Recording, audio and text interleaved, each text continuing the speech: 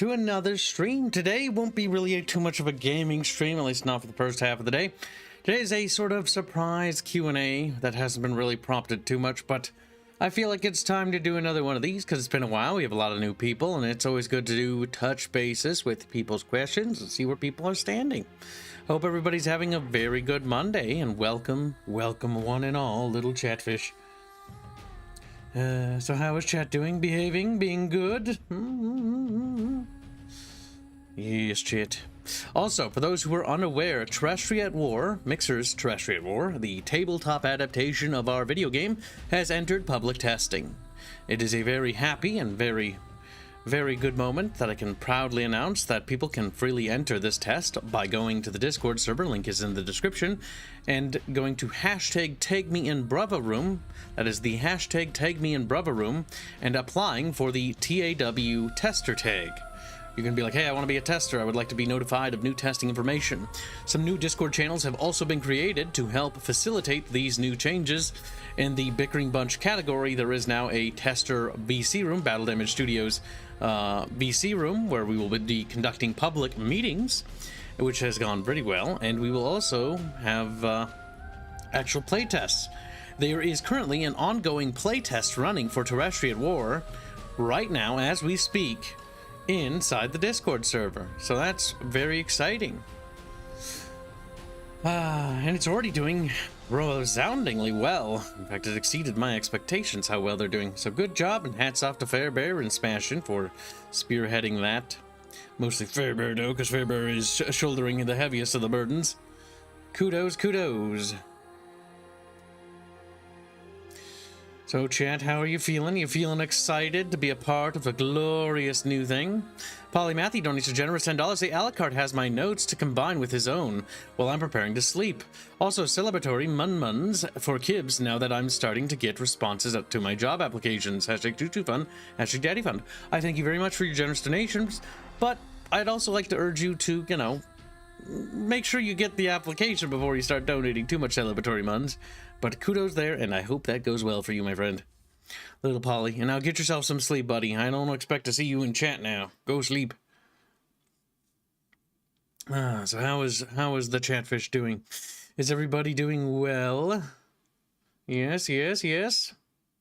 One of the issues is a lot of the testers are actually part of the channel, so this might actually hurt viewership of the Q&A. Oops.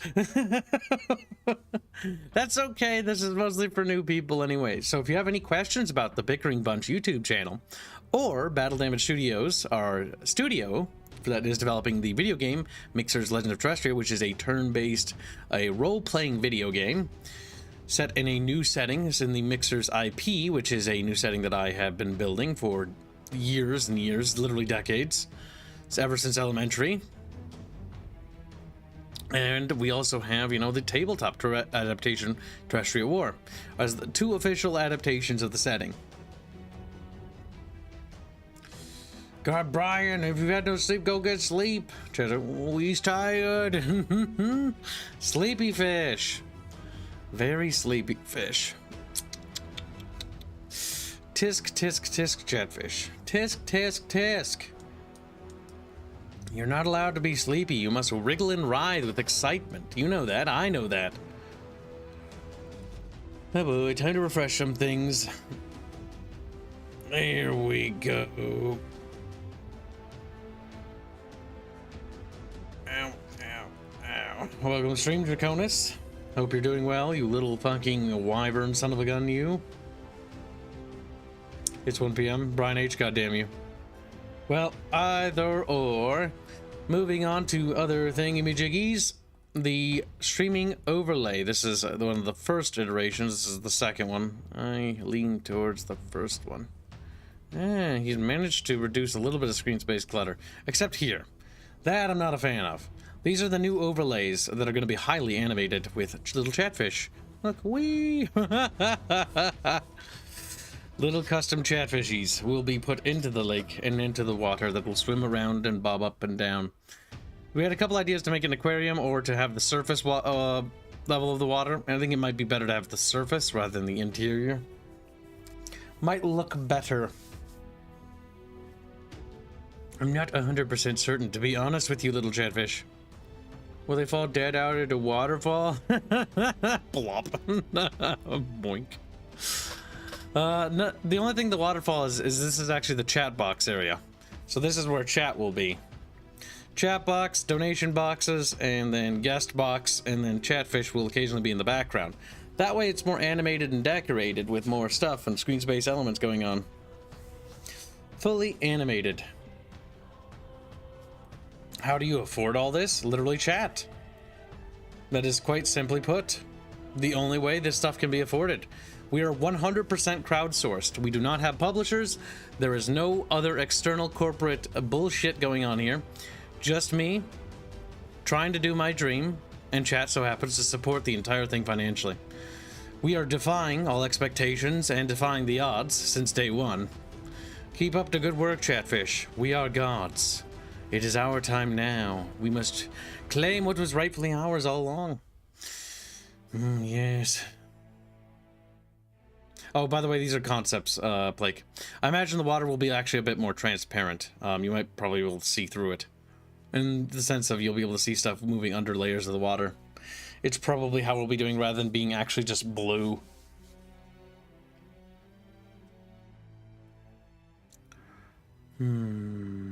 Yes. Well, yes. If you're not familiar, we had $10,000 worth of donations last month. However, this Stream UI stuff is actually already funded before that. Well, part of it was. We're only going to be implementing it slowly, and the vast majority of the revenue that was made in the 10K stream will actually be going to the Treasury to protect the future. Meaning that we'll be staying the course. So we'll probably still be funding various pieces of this overlay throughout the year and not using or tapping that, because the idea is not to tap that. Well, Jaeger Rants, thank God they do. If they didn't, we'd be in dire straits. It's thanks to chat I'm able to make them so much stuff. That's also why I made the tabletop free instead of charging for it. Terrestriate War is one of the first ever free-to-play tabletops, and the truest of the sense, meaning that it is, well, it's free. You can just go and download stuff and immediately start playing it. Well, somewhat. It's in early testing state. We're defying, again, expectations and all odds because of the power of crowdsourcing. Literally, the power of crowdsourcing and Chatfish alone has made the impossible possible. No longer must we be responsible to, you know, boardrooms and, you know, people that are large investors. Rather, our audience are our investors, meaning our loyalty is 100% only with our community. We do not need anyone else, and that is how I want this relationship to be. If this can be a maintained thing, and this is the first year we've tried going, and we've been a resounding, overwhelming success, it's actually blown expectations out of the water to the point where I have people in the sphere contacting me going, how the hell did you do that? And the reality is that, well, I didn't really do it. You guys did it.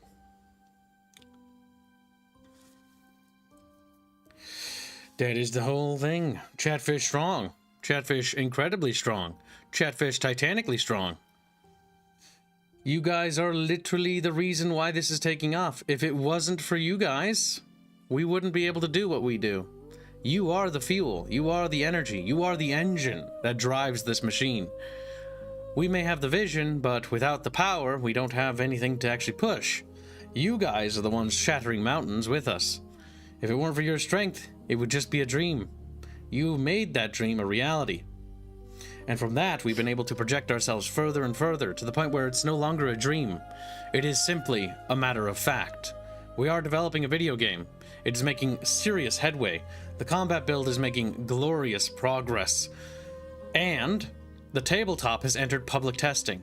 I'm not surprised. The tabletop was going to beat the fucking video game anyways. It's just, you know, you kind of always hope. But good job on the tabletop team. You have absolutely smashed it. Fantastically well. There's a lot of work to do on the tabletop. By no means is this the, just a easy walk in the park. But the tabletop has started and started off strong with a great amount of testers who are putting their hearts and souls into it. Hats off to them. Without them, the testing phase is not possible. That's why they are just as important as everyone else on the team, because the people that are part of the TAW tester group are an extension of the team. So welcome to the team for those who have joined the test group. Remember that the tester group is applicable, meaning that you can go and apply for it. I'll say it again, hashtag take me in brother room of the Discord server and be like, I want to be a tabletop tester, and join the test groups that are running test games. Help take notes, help jot stuff down. You guys are instrumental. You guys are so fucking awesome. I have no words to describe how glorious you are. And by that fact alone, this gives me hope for when we get to the video games testing sequences. The video game testing will not be as fast as the tabletop. This is something I can warn you now in advance. Because firstly, before we confirm any changes, we need to confirm it 100% before I dedicate what little programming resources we have to programming and implementation. That's why the tabletop cannot go faster. Tabletop, all you gotta do is take an eraser to the chalkboard, squeak, squeak, squeak, squeak, squeak, and bomb.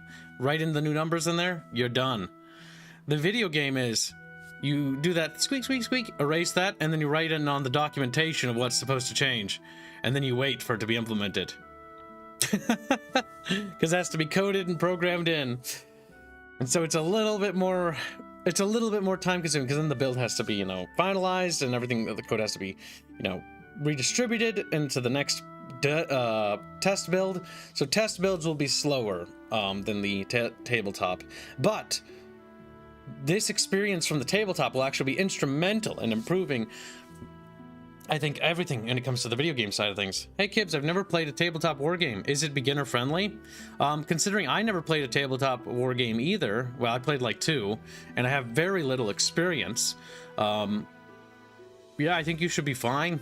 I think you should. Let me put it this way. Tabletop games are not that complicated, but they are. There's a lot of nuances and subtle things that really make a flair of a tabletop game. As a video game designer, I only have experience designing video games. I do not have a lot of experience designing tabletops. My involvement with the Terrestrial War project is basically making sure that the video games warfare system and the tabletop warfare game system is actually similar. Because the whole thing, like the skirmisher phase, is part of the war game of the video game. In the video game, there will be battles that'll take place where you will control troops that arrive on scene first. These troops will secure territory and advantage points like, forests or like, hills or whatever, or like little parts of a town before the main force of the army arrives. And it's during the skirmish phase that you secure as much physical territory as possible that you can utilize in the actual upcoming battle. This was a system that was preserved and put into the tabletop rendition of the game. I hope it turns out good. I'm excited.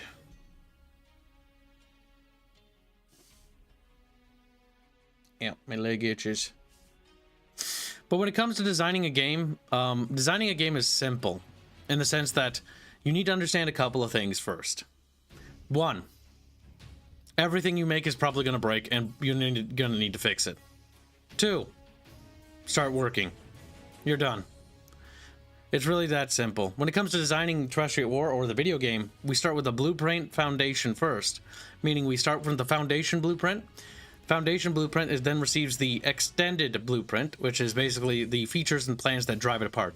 Because a foundational game is as simple as checkers. It's like player takes their turn, other player takes their turn, they move their unit, you move your unit, like stuff like that, right?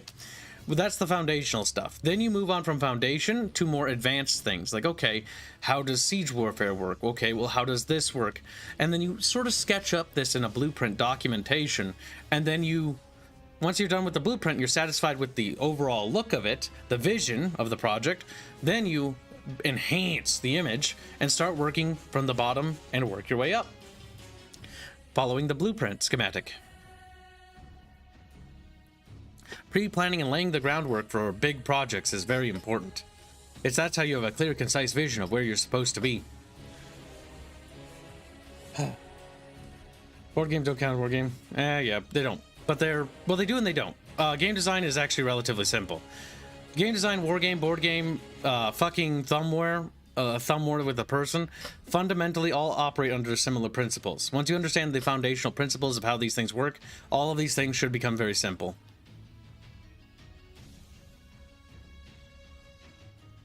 Yes. Indeed. Enhance. That's true. Well, that's fine, Grumpy Rat. You don't need any experience to actually be a tester. Anyone can test it. The less familiar your people are with the system, the better. Generally speaking, it's normally the preferred methodology to apply here. Are there models for the tabletop simulator? Models are on their way. They are in battledamagestudios.com if you want to print out the STLs, Minty. We have 2 units finished, the Astri Pilimir, which is the Astrian Pikeman, and the Astoro Kelenari, or the Impero Astoro Kelenari, which is the heavy Astrian warriors. There is actually a lot more characters done, like Ennius Ender, Captain Ennius Ender of the Militia Guard, or not the Militia Guard, the Militia Forces of the Battle of Estios. There is the militia troops, which are currently being 3D modeled. There is the spear beaks and stuff that have been modeled. They have not been added to the store page yet because we do not want to add them just yet. We're primarily focusing most of our resources and efforts on finishing the Astrian Imperial Army first. Once the Astrian Imperial Army is done, then we will try to introduce more complicated things. Like in the tabletop, for instance, we're not introducing the magic system yet.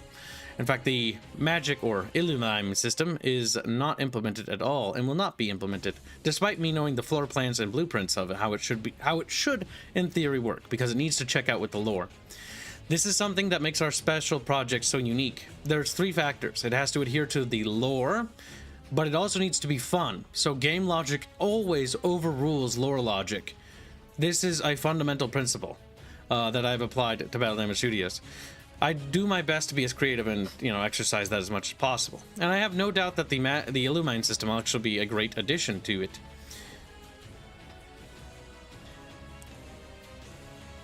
I tried, but I don't have a 3D printer. There are companies that handle 3D printing if you have the files, which we supply the file, the STL. We just lack the resources to actually handle manufacturing and production. Though, I mean, if we had the fucking amount of revenue we had this year, that would actually, if we even get close to doubling that, that would actually be a distinct possibility. It would add a lot more complications, but expansion, expansion, expansion. Board games are for people who play on them. That's true.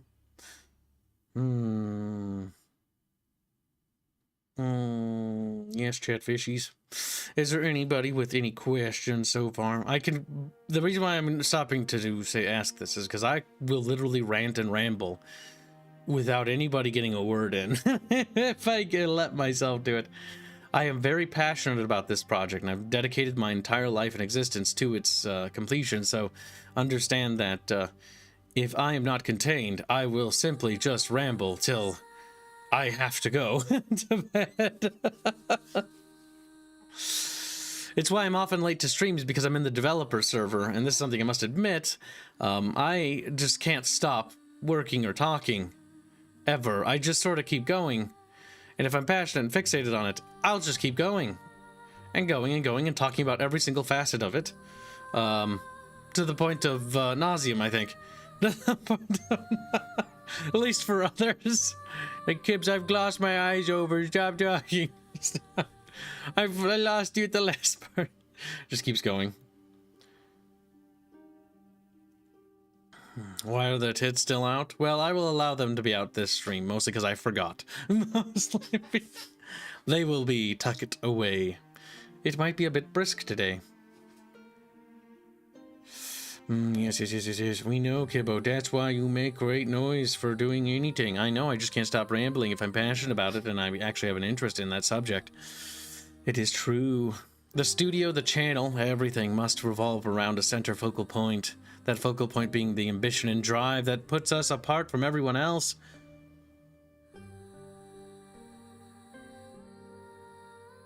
If you want an indie guy that's doing 3D printing, try getting contact with Neckbeardia. I don't know who that is. Actually, no, I think I do. I don't know. I detest the idea of outsiders. This boils down to a purely I don't trust people because I've been burned so many times kind of thing. If they're not part of the team or part of the community, I have very little interest. This is a failing on my part that I will admit. This is something I struggled to come to terms with a lot. When I see other people outside of my sphere of influence, I immediately think, they're not my problem. They're not my Mostly because there was a point in my life where I was like, I'll help everyone I can on my way. And then everyone I helped often fucking ended up betraying me. All the time. Stealing money, running away with things. Not anymore. I have something to say on that note. All the team members on Battle Damage Studios, I consider them a family. We've worked together and we've survived and struggled for many, many years now. And all their hopes and dreams rest with me. Which means that I can't really afford to take risks like that with people I don't know. If I don't know you, I'm sorry, it's nothing personal. It's just better to keep it our own. Because anytime I trust outsiders, I often end up getting burned. Not always, though. And this is also an important thing. This is a purely personal bias thing because of just horrific luck. If anyone's familiar with the development history of our studio and the things we survived when other studios would have collapsed or failed completely, we simply just kept going. This boils down to a almost unhealthy obsession and desire to continue work regardless of the uphill battle, almost finding it enticing, the fact that it is impossible. The greater the odds are stacked against me, I find myself driven more and more into insanity by wanting to challenge that impossibility and defy it. Jaeger Rants donates €5 saying, next time you talk to Fairbeer, please kick him for me. Wow. That he should include what he means with special terminology would make some of this easier.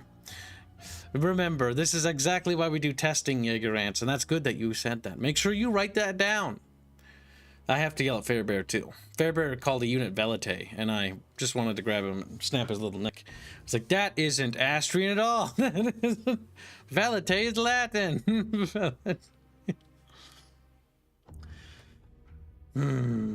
Yes. That's true, Dragonclaw, but it wasn't $50. It was thousands of dollars. It's not a thing I want to get into. I survived the 2018 crisis, and so I will fucking be unstoppable now.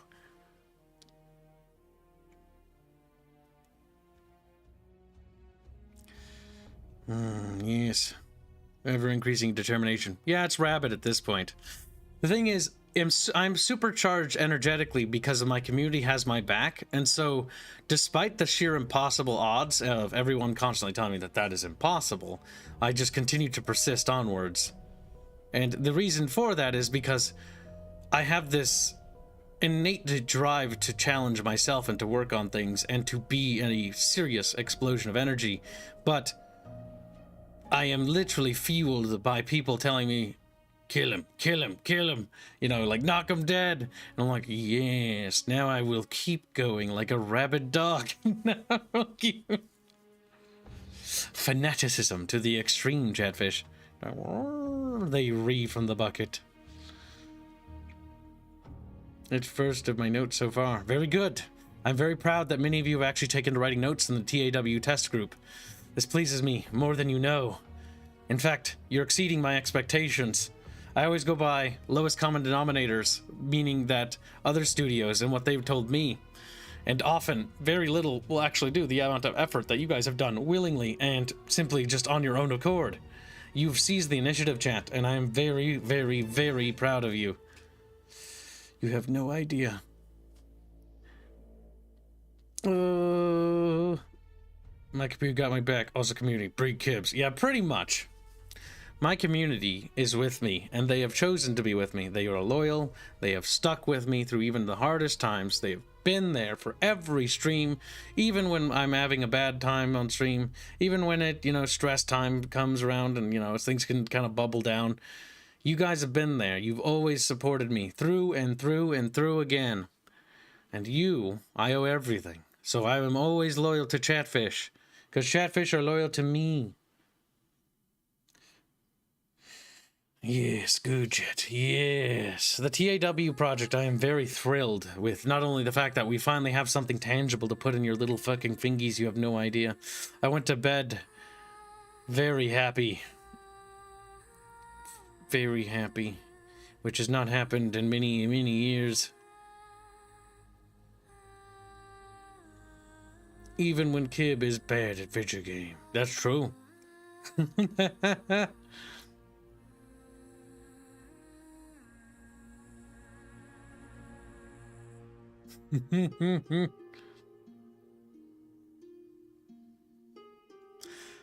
Yes. But that aside, chat, is there anybody with any questions about the Mixers project, the video game, the tabletop, or the channel? There are many, many things coming. Like I said to the channel, new overlays, 3.0 avatars are on the horizon. The 2.0 Aerith model is going to be queued into production soon. TM, probably this week.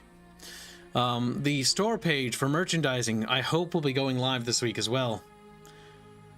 Actually, proper live, not just a little bit this time.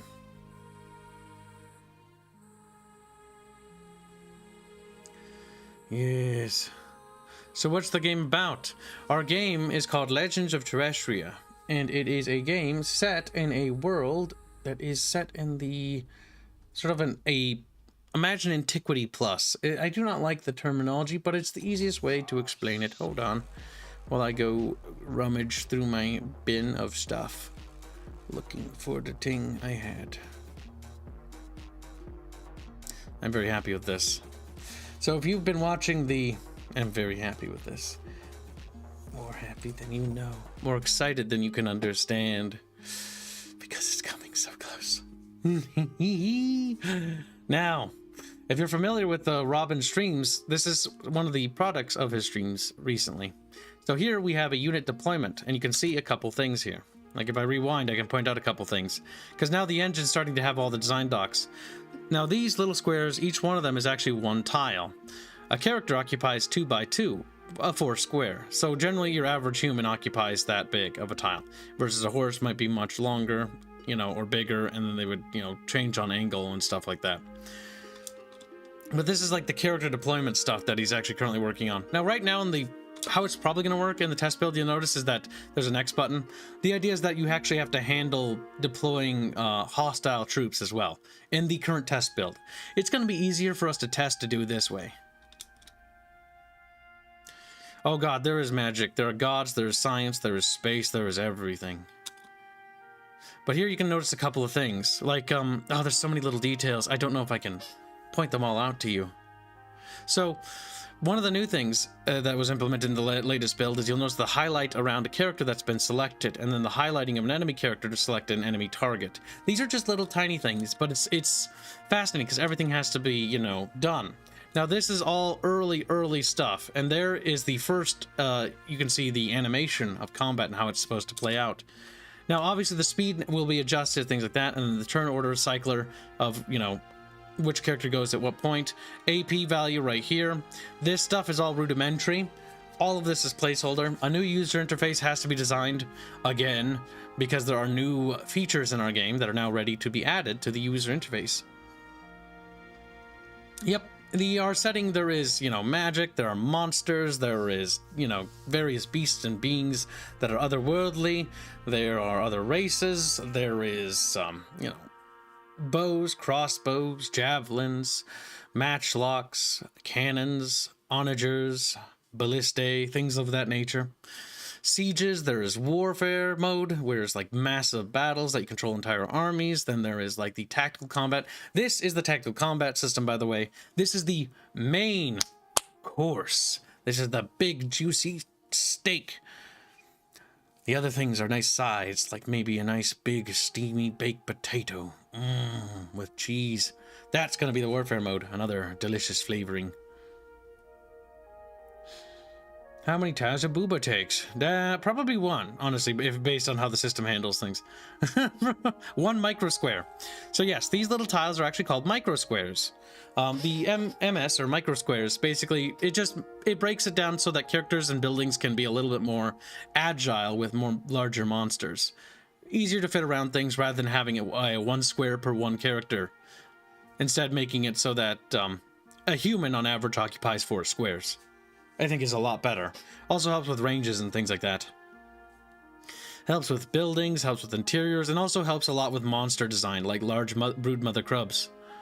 Those things are huge. They're about the size of a goddamn house. There is a fishing minigame to be planned because chat has paid for it. Exorbitantly so. I hate you. And yes, there will be Chatfish references, but that is just another icing on the cake kind of thing. Not important, particularly to the current build stuff. There you are, Nobody5732. My favorite little long-time fan artist. He comes crawling out of the Bohemia occasionally. Gibbs at a fishing game. Robin will kill him. Oh, that's already in the current build plan. But the fishing minigame is not part of the combat prototypes. The combat prototypes will lead to the warfare combat prototype, which will then summarize all the combat systems of the main video game. Once the combat systems have been finalized and we moved on to the combat prototyping and combat or warfare prototyping, we'll then begin to finalize them and move on to the dialogue system and the overworld movement. So this is when combat is triggered. That's why the entire map is built with this microsquare grid. These microsquare grids allows us to construct the world with them, and so we can also try to make it so, you know, certain things work certain ways, or, you know, when you go inside a house, you could walk around and explore it and talk to characters inside of it, but then you might trigger a combat encounter in that same house that you walked inside of. Can also be a combat encounter. We check now. He's like, well, you can be whatever you want, Bohemian. He's like,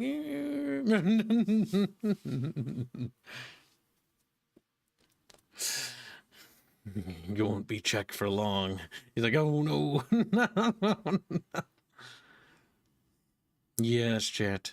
But that's kind of how the video game, because the video game is the development of it is broken into like a couple of branches, right?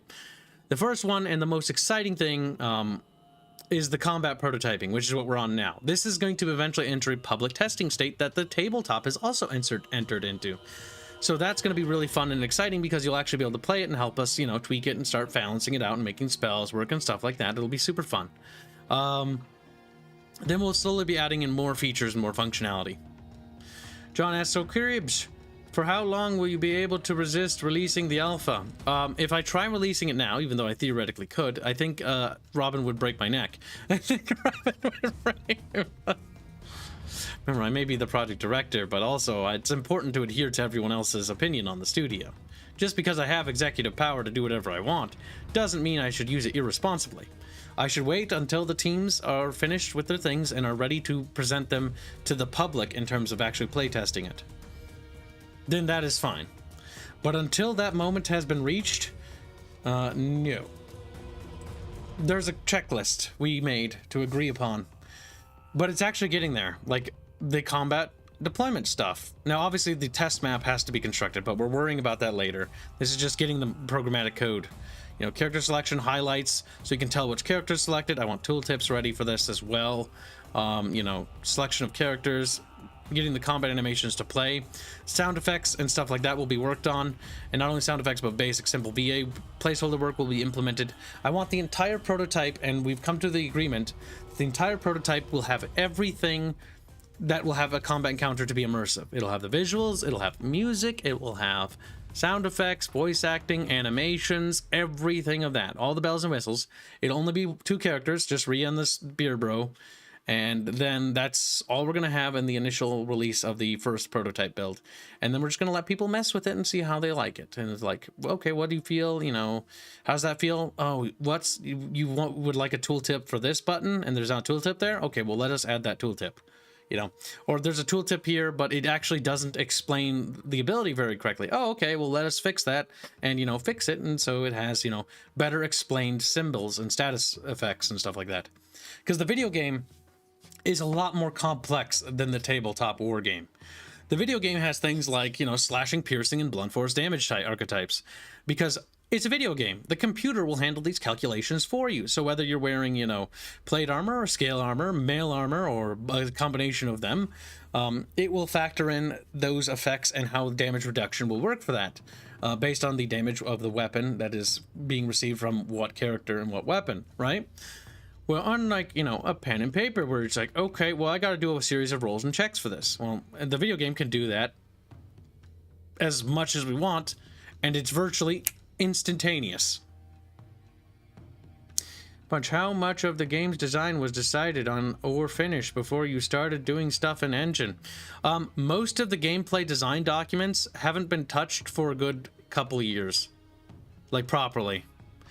2 years ago, we were actually basically running with the same designs. 2020, and mostly a mixture of 2020 designs and 2022 redesign checkups.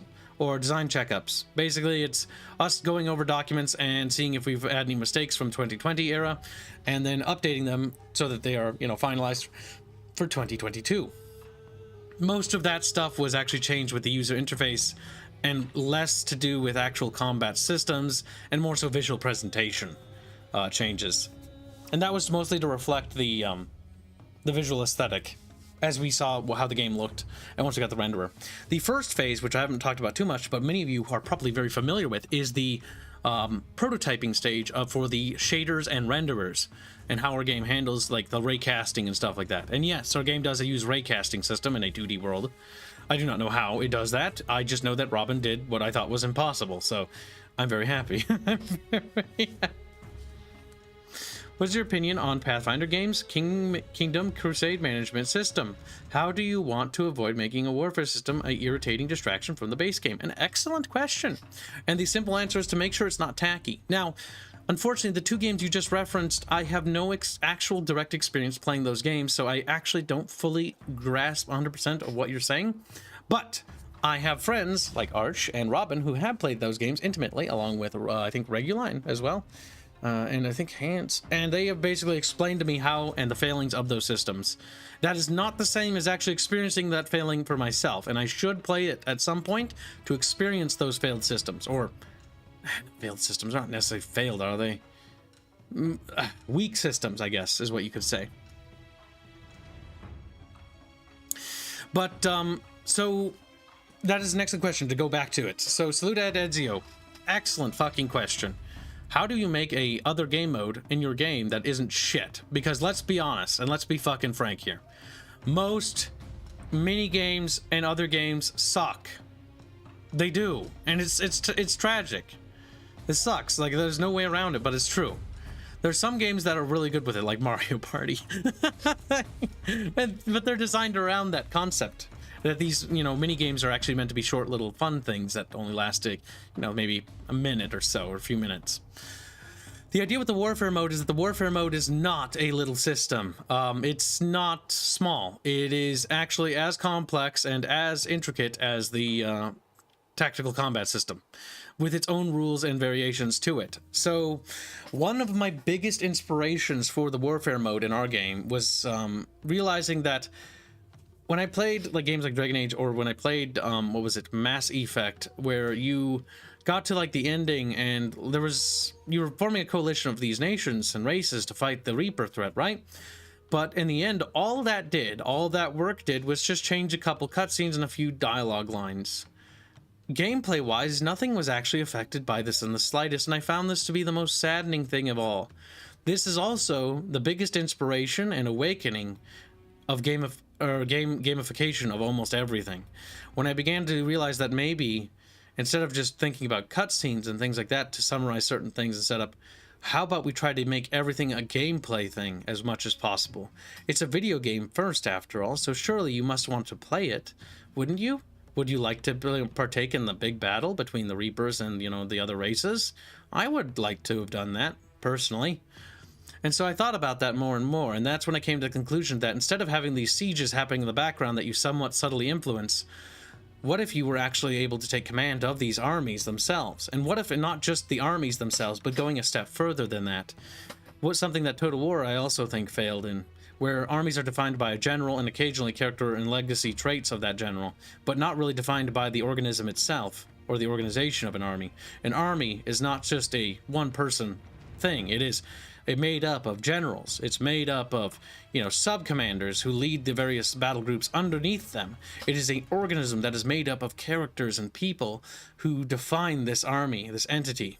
And it is this organism that works together, these various pieces of this organism that work together, the arms, the legs, the eyes, that make it a whole being. Surely that can be a part of the game as well. And then that's when the realization struck that yes, it can be. These are characters. These are characters who have stories to tell.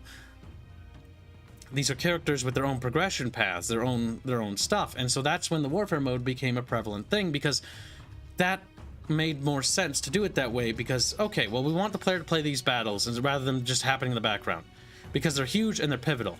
Okay, they get to play them. Cool. But the army's not just this entity of soulless, faceless characters. It's made up of living, breathing people. These are Astrians fighting for their beliefs and fighting for what they believe is right. Some of them are there for money. Some of them are there for personal reasons beyond what we know. But it's a complex entity. And ask anybody. My dad, you know, was in the army, and ask anybody there. It's like they all have different stories and reasons for why they were doing what they're doing. They're not just faceless people. And so the idea was to give them a voice in a way that I thought they deserved. And so that was the warfare mode, making that part more gameplay, because what happens in Terrestria is not a small event. It is cataclysmic in proportions and scale. And to not have the warfare mode would be the biggest sin of all, to deprive you of such a glorious thing. That's just my personal opinion on the matter. Now you sit back and watch the QTE? Yeah, pretty much. So I wanted you to be able to do that. These alliances you form, these characters you get, will become sub-commanders. These sub-commanders will get new units that are unique to different regions and locales, reflective of the cultures and peoples and the strengths of those very civilizations. And so that is the idea, that this is something that becomes bigger, something that it means more. In Vijawa, we are all Ramirez and Ramirez. Yeah, pretty much. What's the music in the background? This is the Legends of Terrestria official OST. Or, well, that's official OST. Whoa, retarded. It's Robert Renato's tracks. I think the music that's playing is Nephiric. Yeah, it feels very Nephiric in origin. Each culture in Terrestria is constructed with great detail and great heart and soul, the likes of which that haven't been seen in a million years. Just like, what? That's bullshit. It is. I just made that up. Sounded funny. But either way, yeah, so each culture has their own music, rhythm, melodies. They have their own unique spells, their own, heritage, their own aesthetic. No sprite in our game is the exact same. This is a passion project. This is not just a pump and dump. I know that a lot of people, especially when I first started, were very negative about this project, even getting to they said it would have failed a long time ago. In fact, I've proven them all wrong by proving the fact that we're on our way. I'm on my way. Oh my god. But yeah, we're making astounding progress. But the thing is, this isn't, I don't know how to describe it. It's not done just to ship a product. There was a great instructor who asked me once, how many games do you want to make? And I thought about that, and that was not an easy question to answer right away, but it also kind of was. It's like, well, yeah, I want to make lots of video games, but at the same time, I kind of just want to make a really good video game, rather than work on. I worked on 100 video games, but all of them were mediocre. And that's when I realized that I needed to slow down and dedicate myself to building this. That it wasn't going to be an easy high road. Yes, we could have cut corners. We could have used RPG Maker. We could have just used the base code in Unity. We didn't have to make our own renderer and shader. But would that have really been something I would be proud of making? I deserve better than that. And so I should work harder. I can do better than that. I shouldn't cut corners. I shouldn't be lazy about this. I'm here to win it. I'm here to fucking make the best goddamn game I can. And everybody on the team is too. And it's not going to be an easy road. It's not going to be a short road. It's not going to be done in a year. It's not going to be done in a couple of years. It's going to be a lot of work. You want to make your soul project, your passion, a work of love, then you must dedicate that time, and you must put your money where your mouth is. You must be willing to make that sacrifice. And it was this revelation that made me realize that I'm going to be working on this for a very long time. This is the only setting I will probably ever work on in my entire life. And you know what? I'm at peace with that. Not only am I at peace with that, I'm actually happy. I found purpose in life. I found meaning. And it was this meaning and purpose that drove me into sort of my own, what's the word? Like a love with the setting and a love with the fans that we're slowly getting. I cannot wait. And so this has been a fun project. It's been an absolute joy, and I'm so glad that Chad is actually willing to financially support me, because I couldn't do it without you. Well, no, I could, but it would take a lot longer. It would take a lot longer. I know I'm charismatic, so I have no problem finding people to get interested in my stuff. It's just the issue is I don't want to lose the family I've built, and they're all owed work. They all owed to be compensated. I believe in that. I believe that people should be paid for the things they are done when it comes to working on things.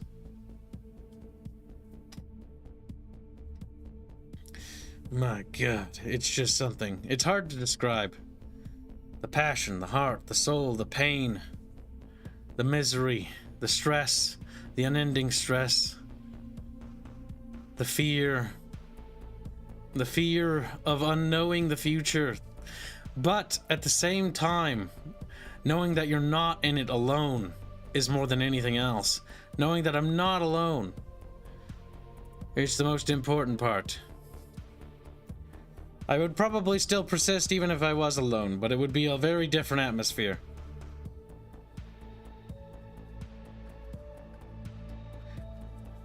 Ew, ew, ew, ew, ew, ew, ew.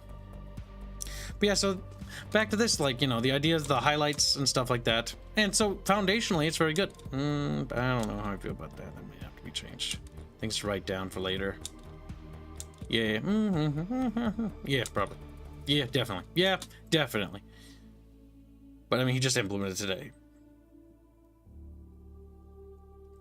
The selection system is we're looking pretty good. Highlights correctly. Animation then plays properly. Very good. Yeah, I kind of would like it to pop in front of the foreground. Well, would that look weird? Ponderous. I'll have to consider that over time.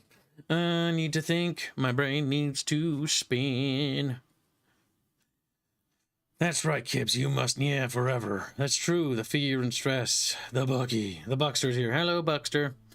But yeah, Kibbs saying could have been a gold digger, but he was kind enough to grace us with Aerith. Listen, I have no problem with debasing myself to entertain other people. That's fine, so long as the project is done. The team needs resources. It's my job to procure resources. I will do my part. I'm doing my part. Is Chatfish doing their part? Just like rolling around with the bucket. Yeah, probably not. Probably not. This song is actually written in Astrian. Such soul. I have it. I have so much. I am blessed with so much things. Yes. It won't be long till another song in another tongue is ready. I couldn't stop myself, chat. I'm too autistic. I was like, okay, it's all gonna be in English. There's gonna be no Astrian tongue, no Builder tongue, no Nifir tongue. And then I couldn't stop. I couldn't stop. I had to keep writing. Once the fever starts, once the water flow starts of ideas, I cannot stop them. I just have to keep working.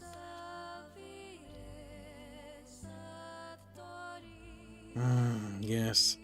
It needs it all. It needs every aspect of soul. Especially after playing Baldur's Gate 3 and hearing it in English. I was like, oh, this is moderately disappointing. No tongues, no languages, no soul. Fun game, though. I actually recommend Baldur's Gate 3, at least from what I've seen so far. But no soul. Shame. Oh well. Sometimes, I mean, it's hard to nail everything right. Especially the first time around. The bukkake of ideas never stops. It's true, it doesn't. It's intoxicating. Pancake has such a lovely voice, doesn't she? So good.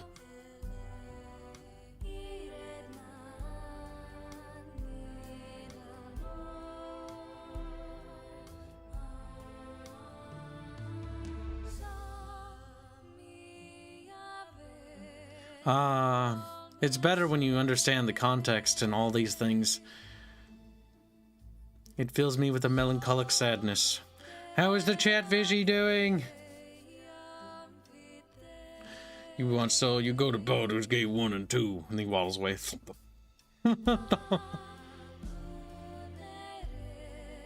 No Sylvan fighter pieces. To be fair to BG3, it's actually pretty fun. It's world building and universe. Maybe it's just a personal bias, but the Dungeons and Dragons setting is just, I don't know. I find it very boring. It's very run of the mill, and that's the problem. For its era, it wasn't.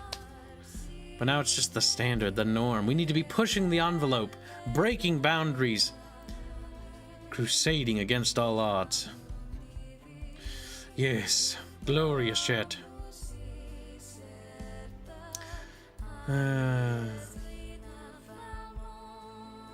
It's so good, isn't it? Robert is such a fantastic composer. Welcome, stream H174. Also, if you have a receipt for that super you sent to get access to the Chamber of Squeakrits H174, you need to DM Kibbs on Discord. I tried to reach out to you, but you haven't responded to me. Oh.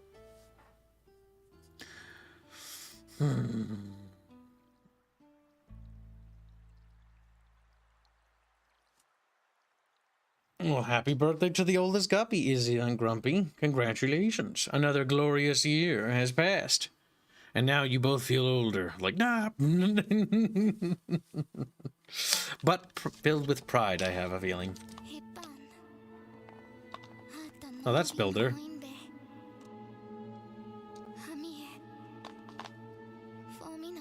Don't say Sabine. She'll do it.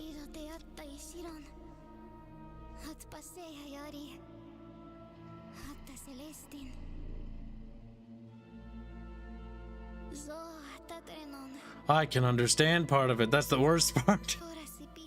She did it!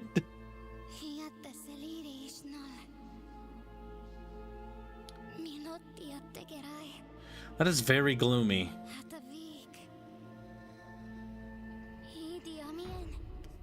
Oh, for all Chatfishies.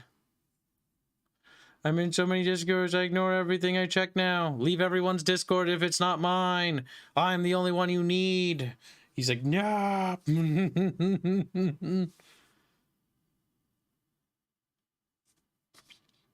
All right, where did I put it? Minimize.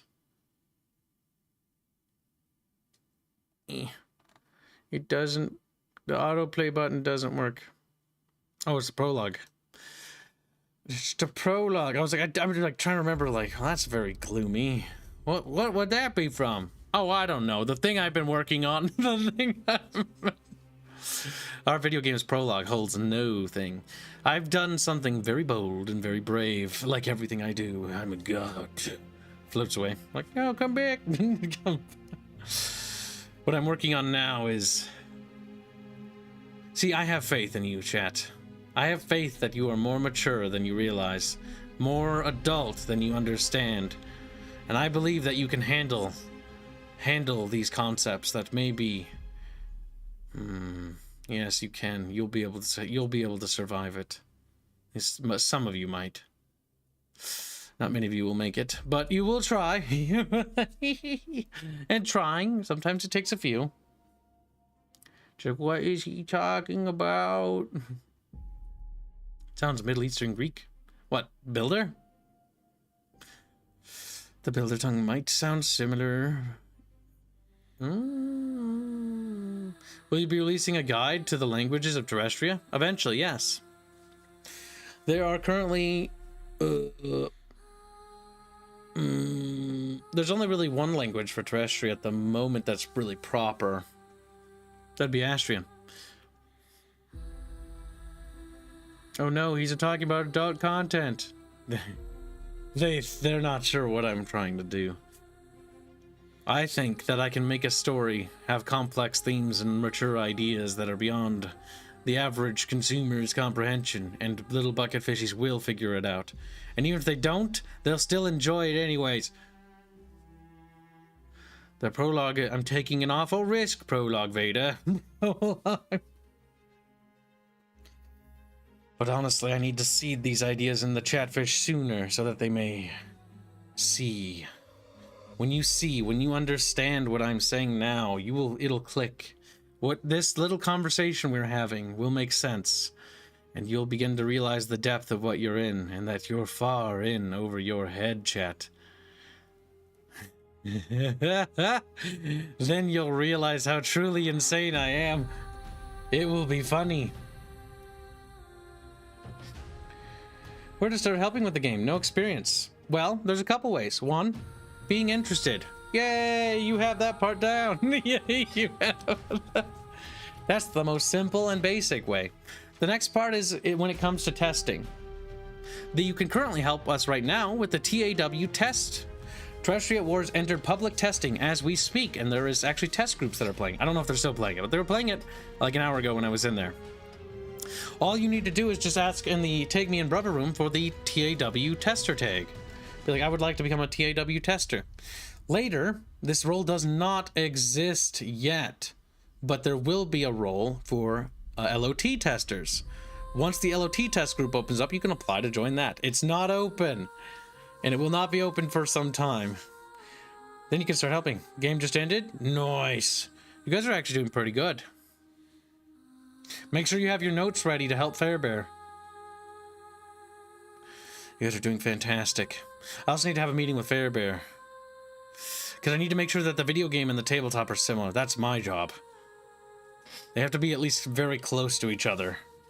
Because I want the video game's tabletop to be... Well, I want the tabletop edition of the video game to be just as complex.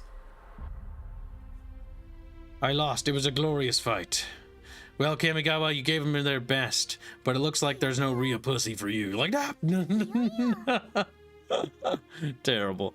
I'm going down now. John donates doesn't donate. I'm retarded. Space Monkey donated $2 for that. And thank you for your donation. Pay attention, Kib. Thank you very much. The other ways you can help us is via donation. Just simply donating. Literally, chat dropping 10K on Kibs the other day is helping. You have no idea. The amount of assets that helps and the amount of work that can be achieved with that. That was incredible, and thank you so fucking much for that, chat.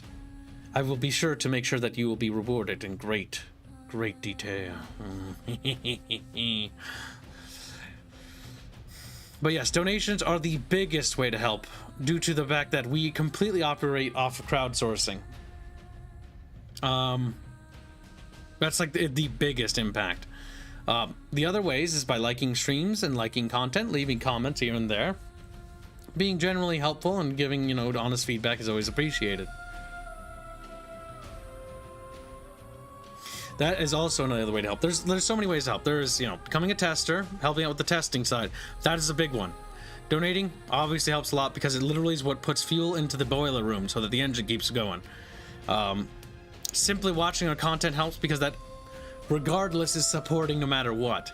Leaving a like helps. Leaving a comment helps because it drives up interactivity. We are fighting an uphill war against insurmountable odds.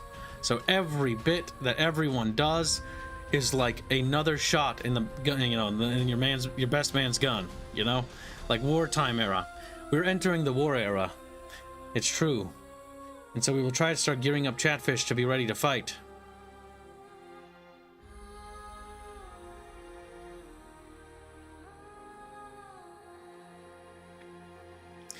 Everything helps.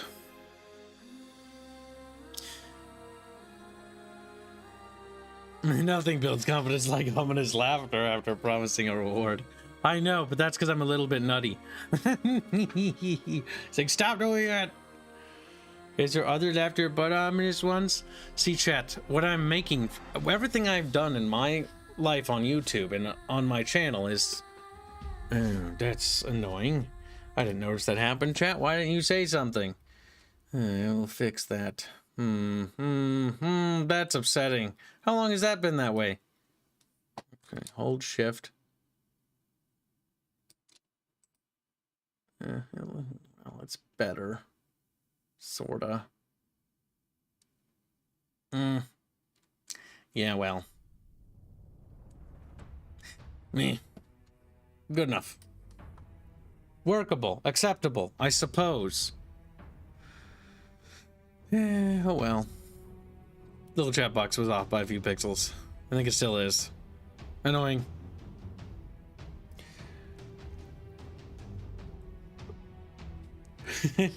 Shake it, baby. Keep up the passion, says Teen Metals. Thank you for the £2. Very generous. You'll notice our goals are smaller this week because more people become members. The more members we have, the less, what do you call it? Fuck my brain.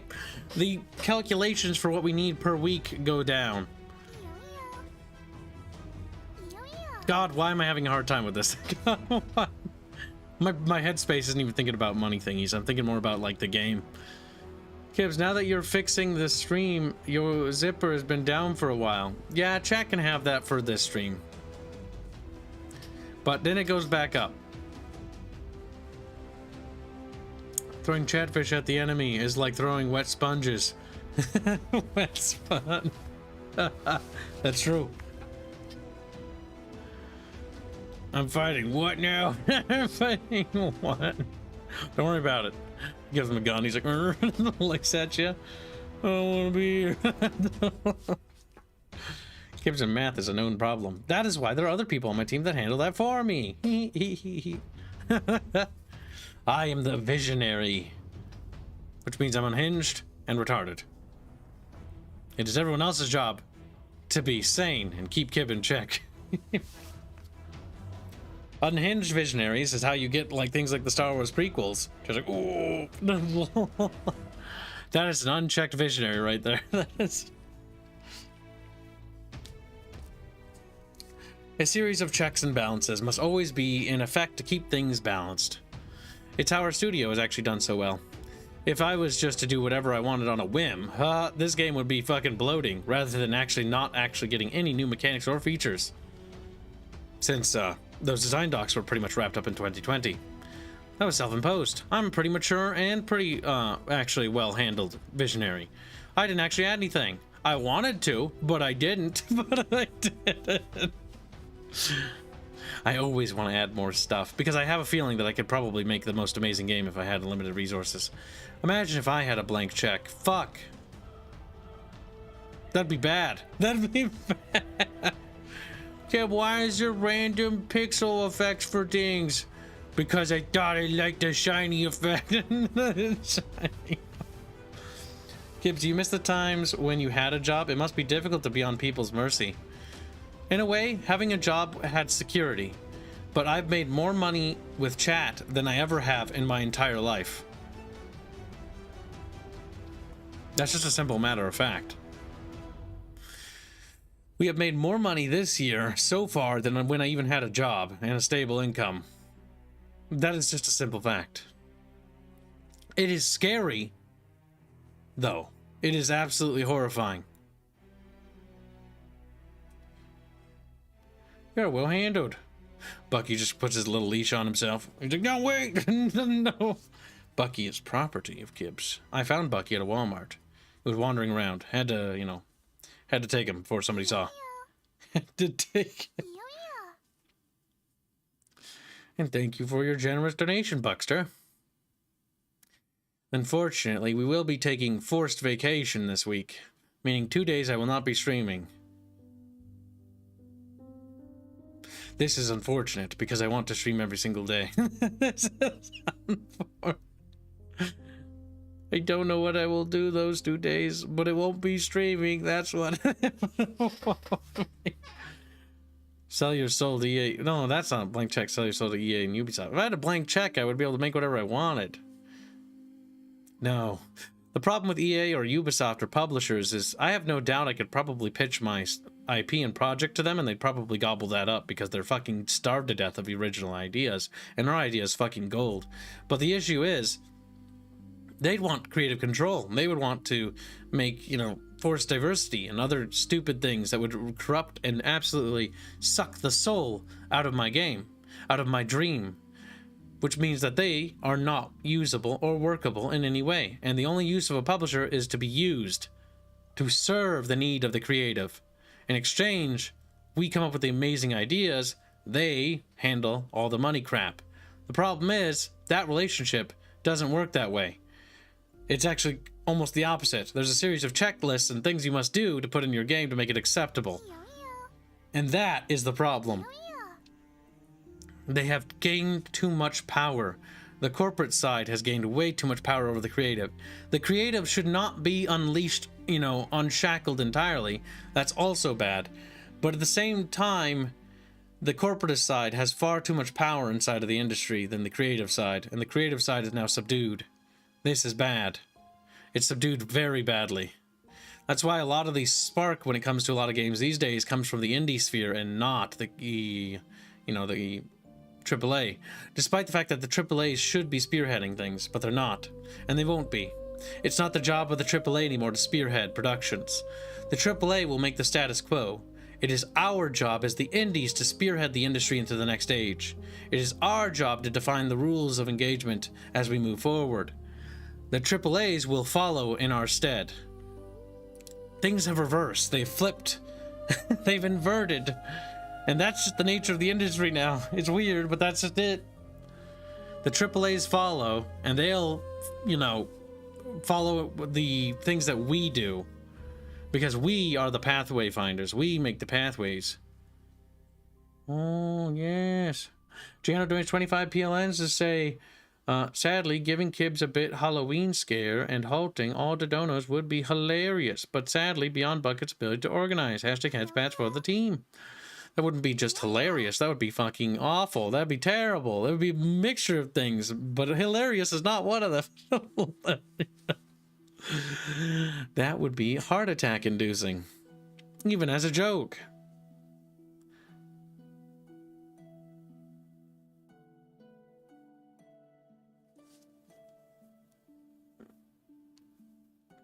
Gibbs, just pitch it with the sole premise of making the money and holding creative control and argument. Just look at Disney. Disney doesn't even do it that way either. They don't even let you have creative control. With Disney's resources, I could probably bring them into a golden age. But that's not saying anything. Anybody could do that. No, I would bring them into the next age, not a golden age. Something beyond anything we've ever seen. I am a god. I am a biotic god. There's my new Deus fascination. Now, Holznader donates $5. I'm sorry for missing that. Too busy spurging out. Unhinged and unfettered. The bucket is going to harness your creative energy while making sure your ideas don't get too wild. Oh, they can't get too wild. Not after I mind break you. Thank you for the donation. Hashtag headbats for the team. And thank you for your generous donation, good sir. Question, Gibbs. Why do you always skip my supers? I have no idea. You just have the... You're just, for whatever reason, I miss you. And it's not intentionally. I just, for whatever reason, like, I'll be reading the other one, and then you just so happen to donate when I'm spurging out. And so I catch the next one, and I missed yours. I'm sorry. I don't know why it's always you. He's like, Hosey is saying. Thomas Wayne donates a generous $20 to say a little something for the projects. Be well, Chatfish. Thank you for your generous donation. See, the thing is, chat, and thank you very much, Thomas Wayne, very much. The thing is, every dollar adds up. The thing is, if everyone in our audience donated like $5 or $2 or whatever relatively regularly, we would probably even be able to move. We would probably even be, we'd be able to develop things even faster. The power of chat is beyond counting. And thank you very much for your generous donation. Hell, that fucking donation war you guys had, what brought us 10K? That fucking shattered the earth. I have no words for that can properly describe my thanks. Only actions. What does it mean by that? So I'm making a lot of things. You would have $140. Not bad. Which would last 2 days, Lamau. That's sad. Because we can't count. Because apparently Chatfish can't either. He always does this with my Cream Labs too. For whatever reason, Cream Labs for some reason doesn't make it in the notification effect. Despite me updating it multiple times, it keeps reverting back to muting the notification. I have no idea what the hell is going on with that, and I've submitted a support ticket for that. Because it must be a bug, because all the other content creators I talk to that I know don't have that problem. So I have no idea what's happening there. Maybe I should use a different computer. So fucky with mine. Separate tantrum. Oh, god damn it. No, it's Holznader. Like, see? It happened right there. Where, like, I see it, Holznader's name, and, like, my eyes shift down below him. Like, there's a magical bubble on your name. He says, what donor war was that? That happened a couple days ago. We made $10,000. That was Mass Effect, the last Mass Effect stream. Made $10,000 fucking dollars. 10 fucking thousand fucking dollars, chat. Holy shit. Everybody on the dev team keeps having a mini heart attack because this weekend's meeting didn't quite happen because a lot of people have a lot of life stuff to take care of. So I keep getting people that show up in the dev server like, hey, Kib, like, okay, like, sorry I missed the last meeting because I had family stuff, but what happened? And I'm like, oh, you know, we made $10,000. I'm like, no, what? Yeah, we made that in a day. We made the... Like, what the fuck? Like, what the fuck? Giving dev team members heart attacks. What donor was that? That was the tally war.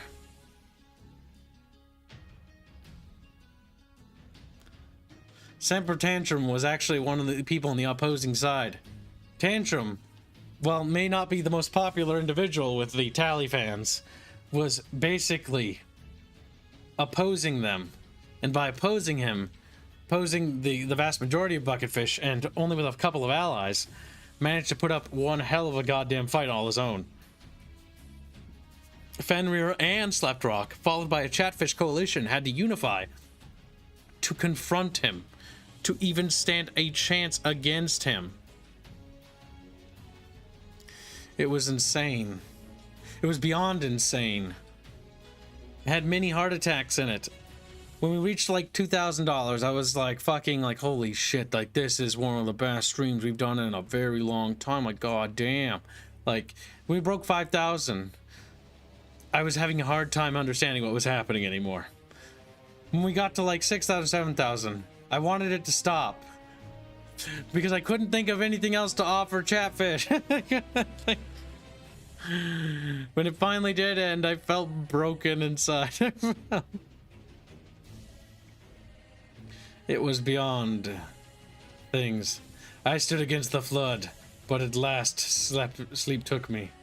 Yes, Tantrum, he's screamy Chatfish with a halberd. He is he was a fucking hidden challenger for the chat bucket.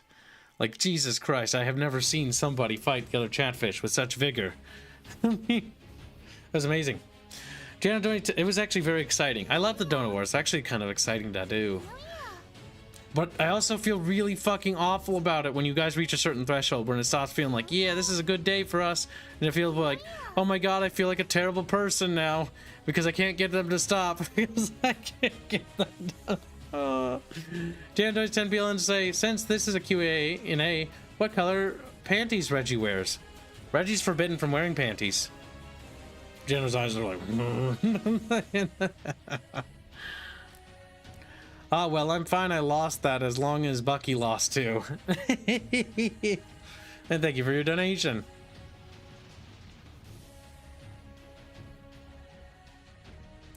Now let's see. Rapier Kamigawa donates $5 to say, but Kibbs, what if we don't have $5? That joke is it was stopped getting funny and now it's funny again. It's like the ketchup joke about Hans' nickname. It's like we call him Hans, and like it stopped being funny for a little bit, but because like I just couldn't stop saying it, it became funny again. Because Hans proceeded at one point in stream to tell Arch when he was calling him ketchup, he says, "You mean hands?" And then I couldn't handle that. It's worse if he does it. It's worse. You mean hands?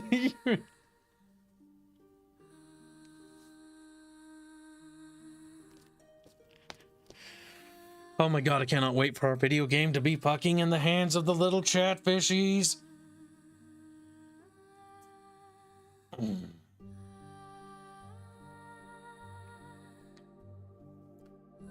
So many things to show chat. Let's cover our screen. What else should I show chat? You know what? I would never have shown you this in a million years.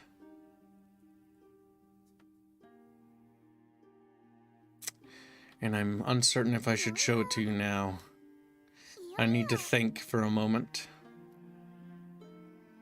I need to think very hard and very... Oh, chat.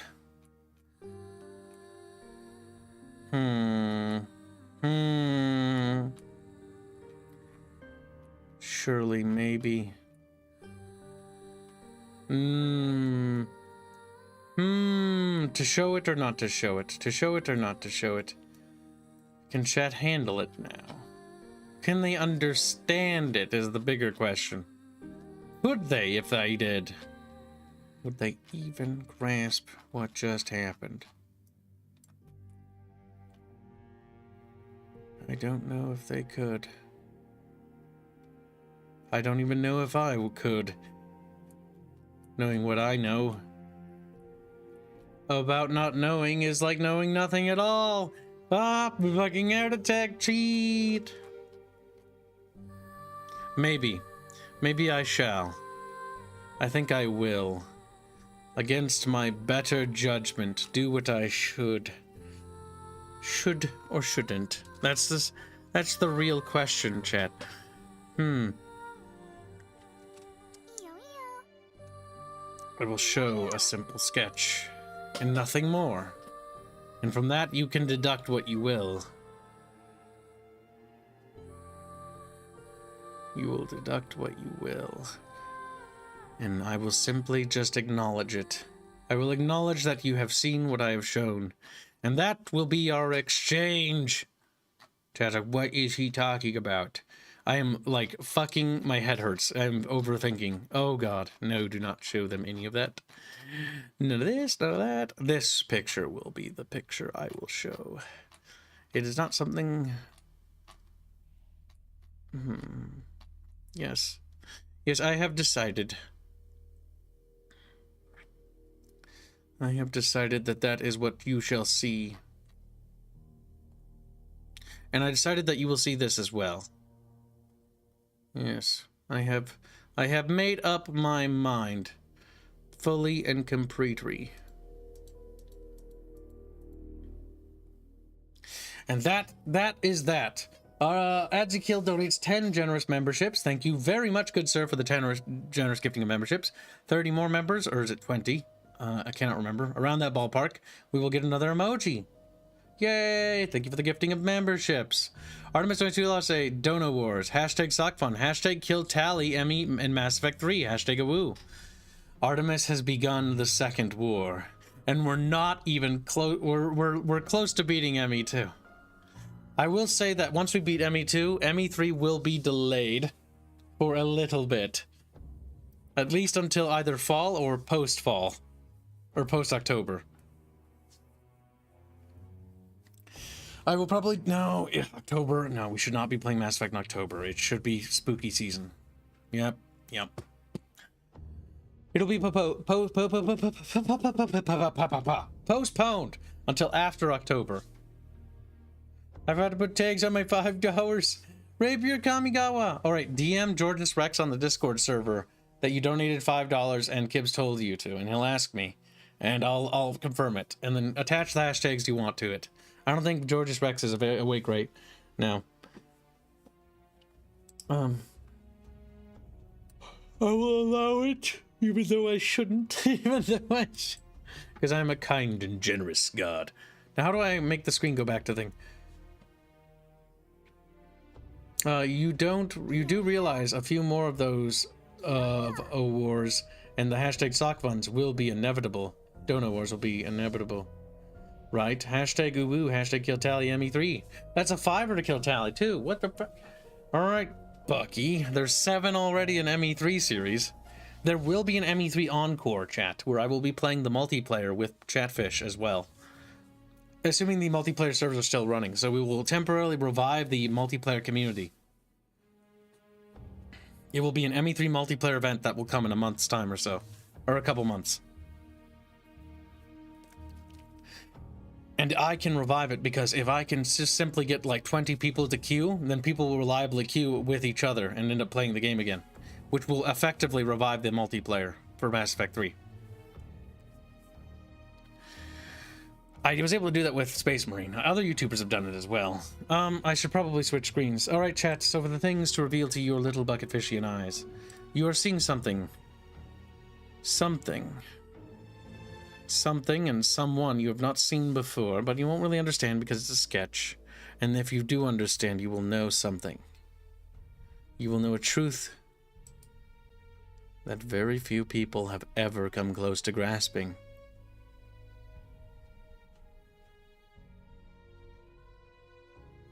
I will leave you with that, chat. You may pause at this moment if you wish to review this image, if you so choose. This image... There is a lot that could be deducted. If I were to zoom out further, more information could be deducted. However, I will not allow such a thing to take place. And I will simply close the image.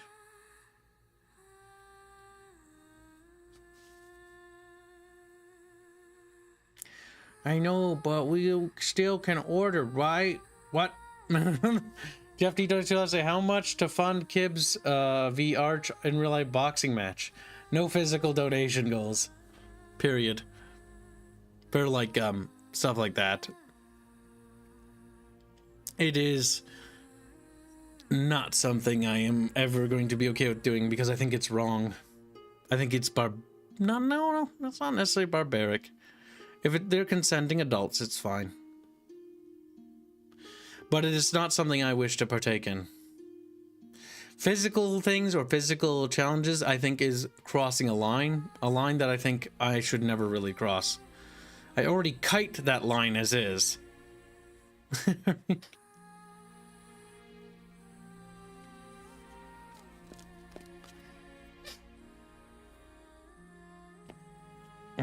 Yes, chat. Oh, yes, I was going to show you this. So this is an STL thing. A big diorama that's being produced. And I will reveal a new image today of that diorama. The other side of the diorama will be revealed later. And yes, it is a two-sided diorama.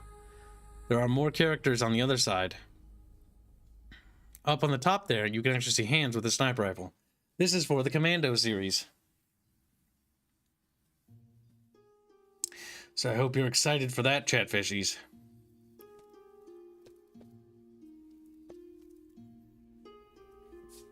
Chat, ponderous.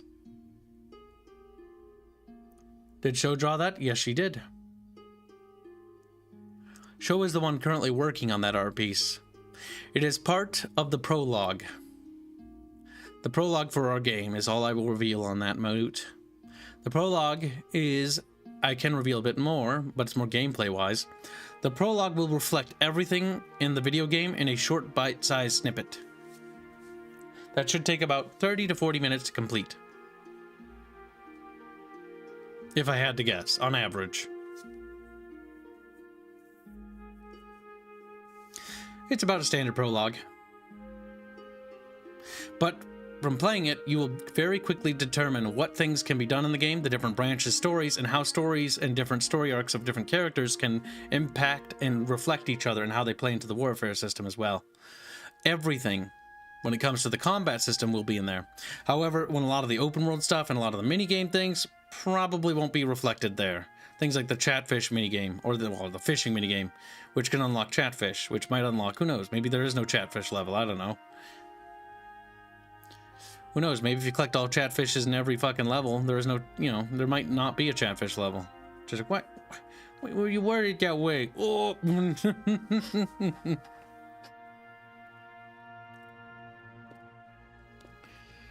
For those who are illuminated fish. What? And have you heard from Fairman yet, Gibbs? No, I haven't. He's been out of it all day. I hope he's okay. He might be without power or something. This is abnormal. Fairman would normally never take this long to get back to me. And he said he was going to be there to help you guys do the playtest. But I noticed you guys have maturely and very well organized the playtest without him even being there. So a great job, guys. You've exceeded my expectations and I've gone above the call of duty. But it is unfortunate that Fairbear wasn't there to join you. But I am glad you are writing notes for the TAW test, though. You guys are doing a very good job with the test build of the game. Of the tabletop game. I need to be specific for those that are just joining. Like, what, video game? Not quite yet, but we are getting closer. I cannot wait. I cannot wait. I cannot wait. I cannot wait. I should probably pretty up the UI, though, before then. Yeah, we probably should. Yeah, I've seen some this morning. Yeah, that's abnormal. He should have been online by now. It's 2:37 p.m. US Central. Yeah, no, he should have definitely been awake. That is abnormal. Very abnormal. He can sometimes be tardy because of whatever little German reasons he has, but he's never been that late before. Well, he has actually, but that was because his power was out.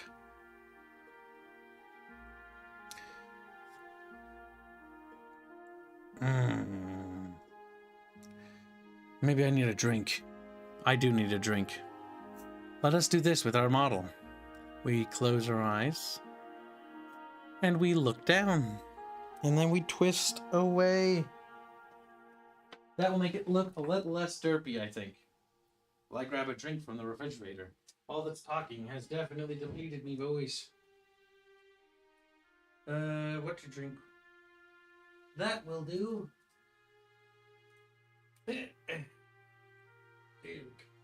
One of these is always nice.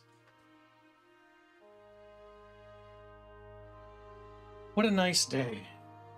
This music is so calm. I'm actually surprised we have so few battle tracks. Actually, we have a couple. Oh yeah, that was not available yet. I only know of those two. Yep, okay. Yeah, those have not been released yet. I forgot. Those are prologue related music. Lots of prologue tracks coming out. We're going to probably be sparing on their release, mostly because that's going to be the first taste of the game. And I think you'll be able to deduct things from the prologue music itself.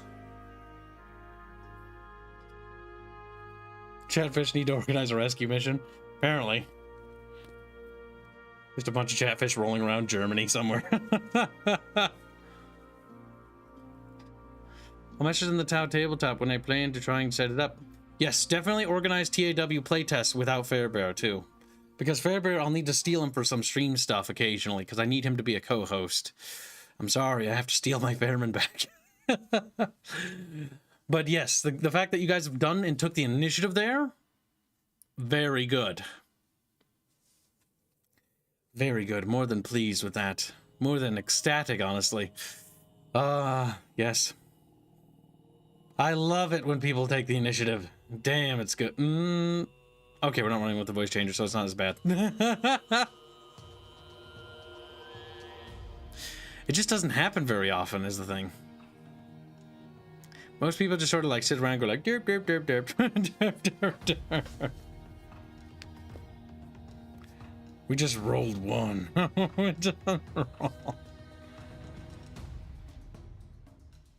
Would it be possible for people with the TAW tag to ping that tag?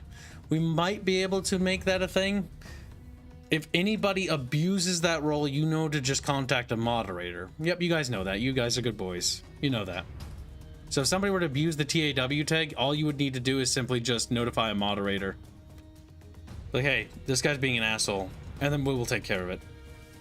And by we, I mean my mod team. I'm not allowed to really get involved in that. No. It's part of the legacy of the past thing, where it's like, Kibbs shouldn't get involved with too many things. He will just be involved in everywhere and every place at the same time, and then we'll start overworking and stressing out and burning out because he's overworking himself to death. I do that frequently. So I've learned the art of delegation, meaning that if Kibbs tries to come in, he's like waddles in like dup dup dup dup dup, and I'm like, hello, it's me, Kib, and they start beating me. They start like, get out of here. Get out. Sad. I get bullied from places in my own community. Like the mod room. Kibbs fucked up one too many times. Kibbs has just a tendency to overwork himself to the point of absurdum. To the point where I just won't stop working, and I just keep working, and I just don't stop, and I won't stop. I can't stop. I just keep going.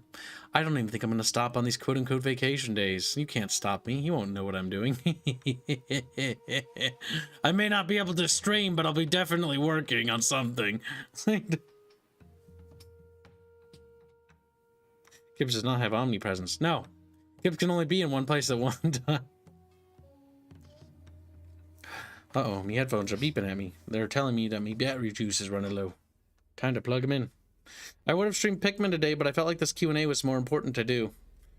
Especially because of the channel's growth, and especially because the channel's growth is stabilized to only 100 on average subs per, like, day now. Which is good. I mean, that's absurd. But that's good. That's absurd growth level for a channel of my size. What was happened before was absurd, too. Buckiness, I will know what you are doing. Not if I hide under the blankie. Not if I... He's like, where is he?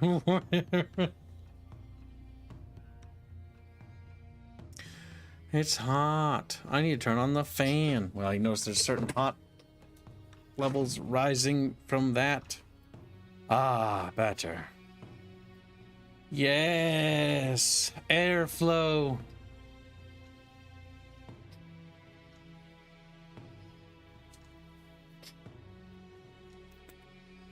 Drinky.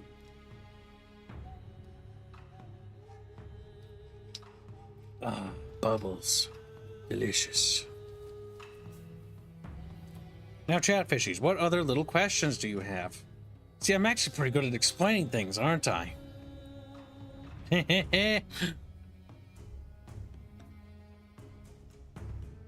My stingies I make are so good. I need more stuff, or more things. Increase production. Yes, faster. We need more game development stuff. More. I'm excited.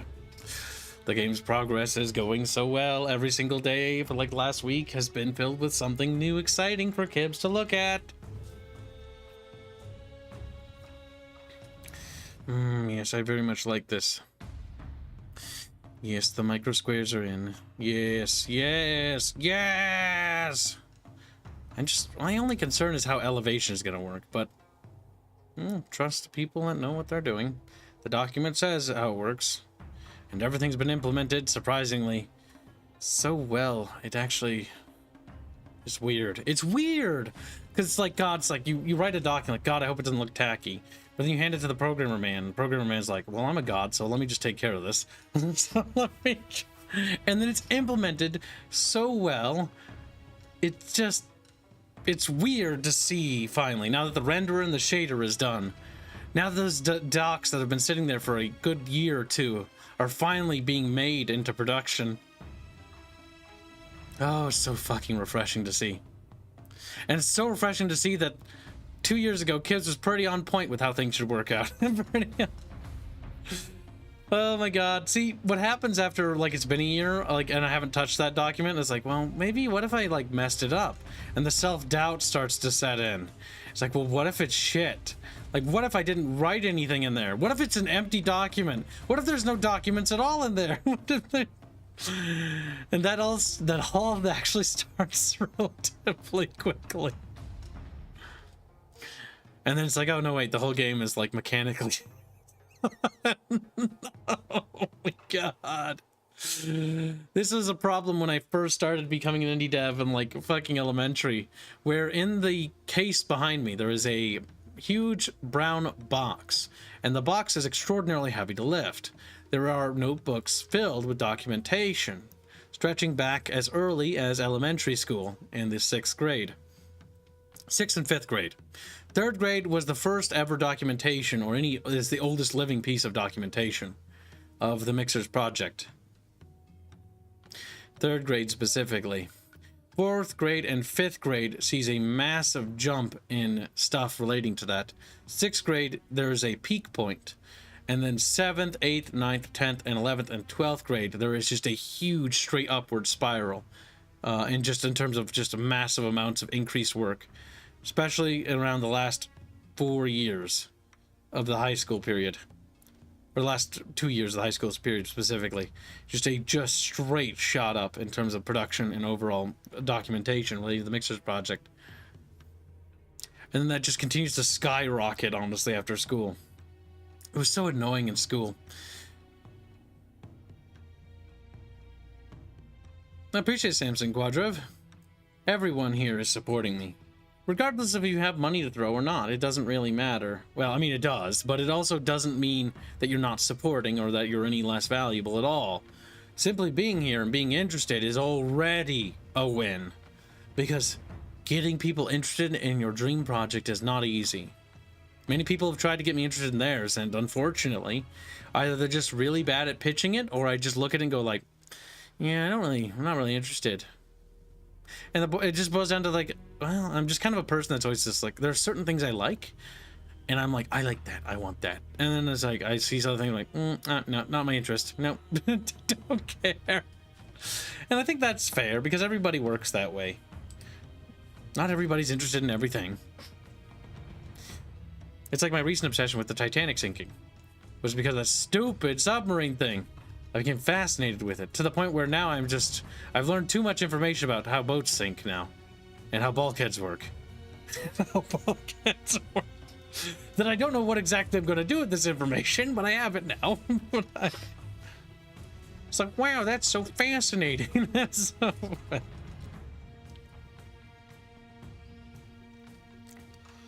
The biggest problem with a lot of pitches, at least from what I've said, a lot of people don't know how to pitch ideas.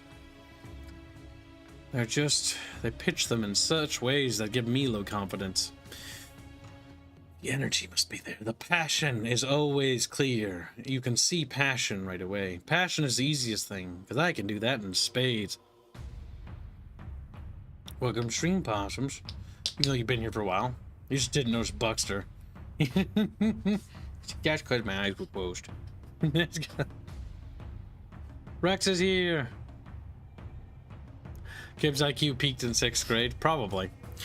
It was around 6th grade that I realized that school was kind of pointless. Mostly due to the fact that teachers were blabbing on about things that were either not interesting or they were talking about things that just didn't matter. It's like, this doesn't really serve a purpose or function to me, and you talking to me is kind of wasting my time. And it was this fixation that realized that teachers can blab about things that are just irrelevant, and I will just start to work on the thing that only matters. And so it began. Oh god. She's like, wow, he's always diligently writing notes. No, not really. I'm really just sort of working on lore, actually. It's like, be quiet. Do not talk to Kibbs. Do not waste Kibbs' time with your pointless raffle paffles about things that do not concern me. Like yx equals mc squared or whatever. Like, I don't know what that means. I don't need to know what that means for what I'm doing.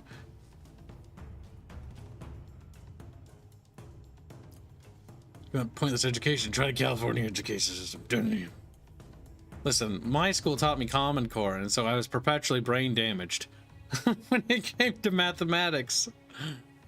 I was like, math is hard. Why is it hard? Why is it? I excelled at literature and writing and creative writing classes and anything to do with history and art classes. Pretty much history, art, literature, all that stuff, sports activities, stuff like that. Excelled. Mathematics, not so much. Sciences, there was not a very big interest in the sciences. You were just kind of boring. I love science fiction, not science. Not science. I want magic things in space.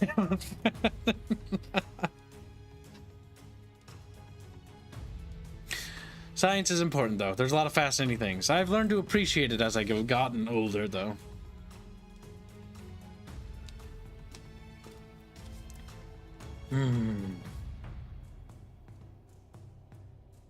Diffusion of focus, the bane of all creative endeavors. Indeed. It's my fixation on the Mixers project and my unwavering loyalty to the project that has made sure that it had survived this point. It survived third grade, and it's all the way here now. And I'm 28, and things are being manifested.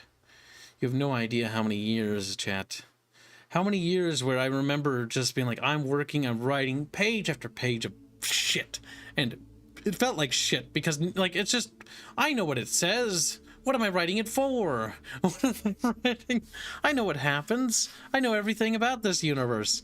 But, like, nobody seems to know or even care. Infuriating. Kibbs, do watch-alongs during your 2 days off. Probably will. Maybe we'll start a TV show or something. That could be fun. At least watch-alongs that can be productive. And thank you for your donation. You're still a milk drinker. No, I'm basically old and dead now.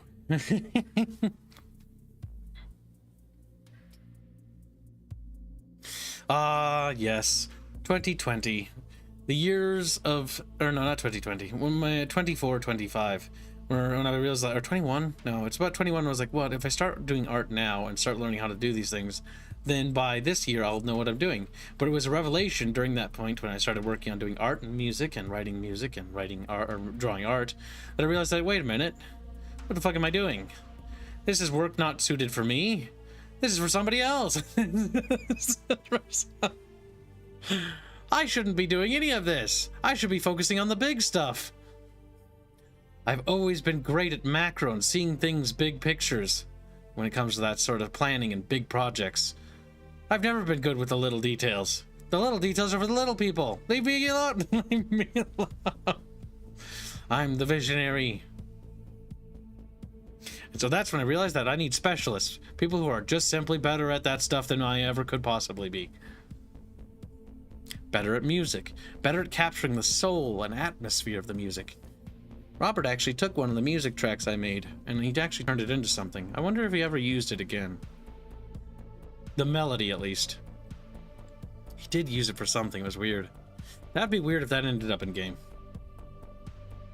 I'm almost 40, and I'm afraid of how time speeds up after age 30 plus. Oh god, I'm already dead! No! No! Dringo, shut the fuck up! Stargate Universe, says Bucky. You're gonna pay for an episode of Stargate Universe for the 2 days I have off? Well, at least they'll make me money. At least they'll make me. That's dumb. It doesn't get any slower after 40 either, just FYI, Drinkla. Oh, shit. Yeah, we have some 60 plus people in our audience. I've talked to a few. That one guy who's just very angry at a lot of things was funny. He's just like, God damn, I just want to talk about Warhammer. I'm so tired of these fucking Discord servers and they just don't let me talk about Warhammer. I'm like, don't worry, buddy. Here, there's a Warhammer text channel. There you go, bud. There you go. You can just talk about Warhammer in there. And he does, and he still does to this day. Oh, god damn, that's funny.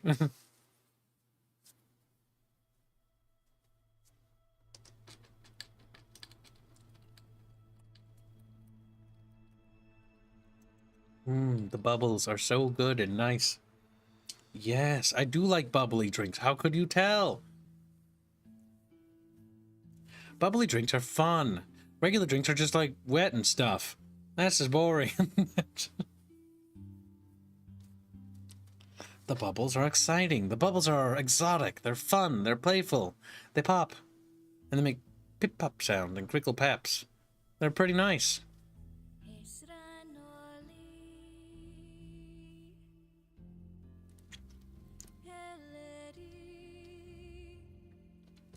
Ah, yes, very good, very good. Yes, I do like those bubbles. They feel quite nice. They make me happy. Mm-hmm. Bubbly drinks are yes. Commissar Czar's ass. No, no, no. Gibbs' obsession with bubbles is strange. I know, ever since I was a kid, when I first had soda, I was like, wow, this is like a drink, but fun. Bubbly water that's just water with bubbles in it is not appetizing to me. It has to have some sort of flavor to it. Something fun and exotic and fruity. Fruity. Fruity drinks. Yes, fruity drinks are great. They're so exciting and fun and filled with flavor. Water is just like, hello, I'm wet. And I taste like absolutely nothing. It tastes like nothing, chat. Nothing, nothingness. It's just wet nothingness. Boring. The Titanic was filled with wet nothingness and that sank. That didn't work out well. But if it was carbonated Mountain Dew, they'd still be alive. It's just wet.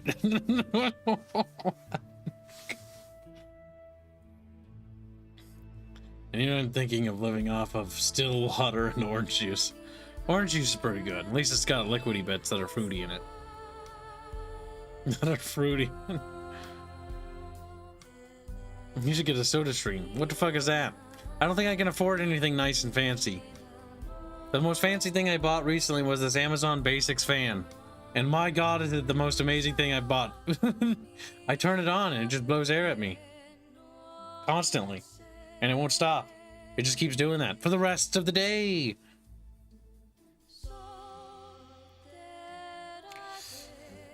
Well, you might dislike American soda because a lot of it has corn syrup in it, and that can be very... some of it can be really bad. Generally, what you need to look for in America, if you're an American, is you need to look for real sugar-based soda. Soda with real sugar, not corn syrup substitute. I told you, chat, the cornspiracy is actually true. Not only do we make fucking plastic out of corn, but we make fucking everything out of corn. We tried making fuel out of corn. I'm pretty sure there's actually corn shirts now that I think about it. In that previous stream where I said, oh, shirts are next. I think they already are.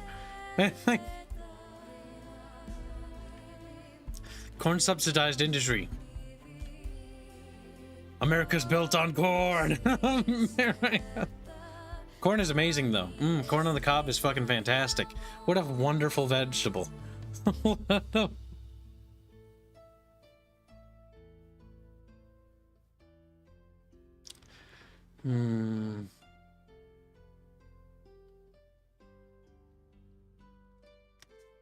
With real sugar.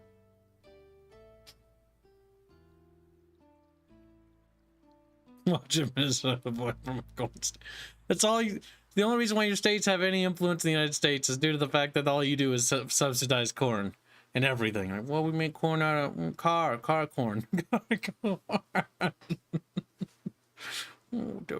Plastic tub corn. And we have corn on the cob and put the corn on the cob inside the plastic tub that's made out of corn. Corn on corn action.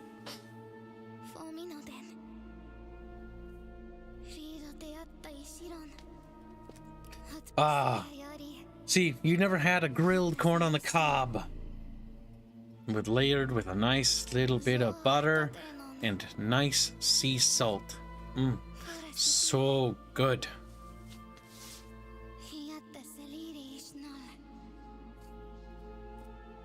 Corn is fantastic. You also make tacos with it too. You actually do a lot with corn. In fact, you can do a fuck ton with corn. You can make cars out. No kidding. Goes back to the car thing.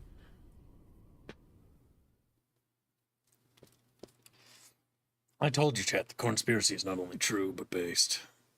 Bucky's like writing in his little fucking Fed server right now. He's like, he knows too much. Their federal organization has a corn on the top for their logo. It's like the corn gods will not be pleased. Humanity was birthed on this earth to spread life across the stars, chat. Because we are the pinnacle of nature's greatest creation. We will spread life on Mars and other celestial bodies, and so too shall we spread corn across the great cosmos. The Corn Crusade begins today. Just like, holy shit.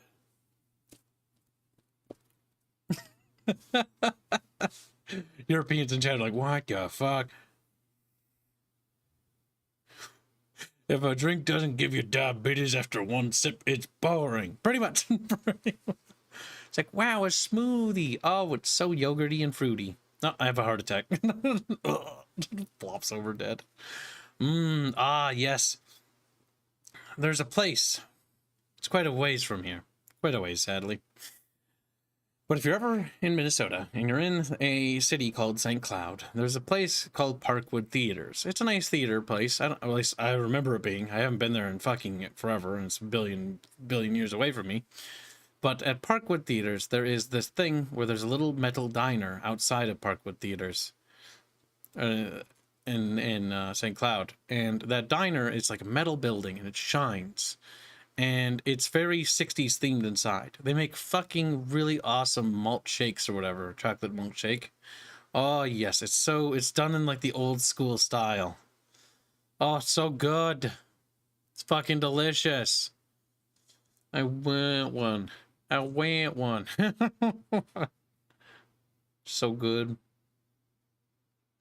I remember we went to see Revenge of the Sith in theaters, like for the third time.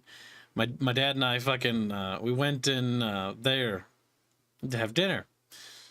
And I remember, because I was a kid at the time, they give you these, I don't know if they still do it, but they're like these little paper cars that would be like what the food would be in for the kids' meal. So it's like a chicken strip basket, right? But there'd be like a little paper 60s car, and the food would be sitting inside of it. And the car was like a little toy thing.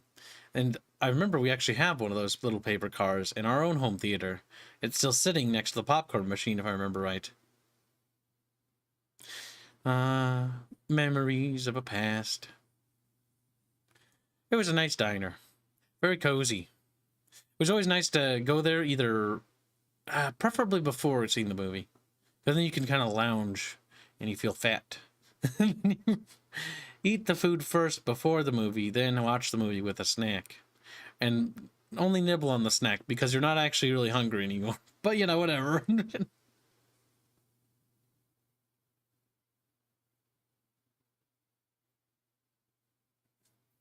I forgot about St. Cloud. Been ages since I've hated myself enough to venture into him, and wow.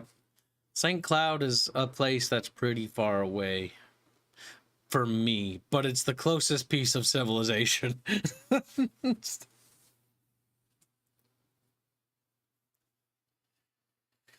Let's see. What does Minnesota bring to the table? Well, we have a port. We're connected to the ocean, unlike the rest of the Midwest. So get fucked. Minnesota has sea trade. Take that. Like, no. The Midwest screams collectively. Yes, that's right. We have the port of Duluth, meaning that we have actual access to other countries through sea trade. Take that. Literally, get fucked. To the Great Lakes Superior. Just like, no way, Minnesota can't trade with the sea. That's gay. That's gay.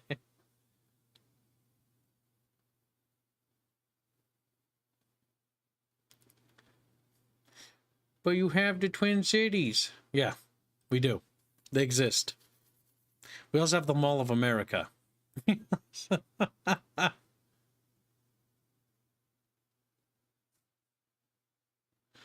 I'm listening to the stream while shopping at Costco. You've convinced me to buy corn. The corn industry is... I'm a puppet of the corn industry, actually. You want corn-flavored something. I don't know what exactly. But it better have corn in it.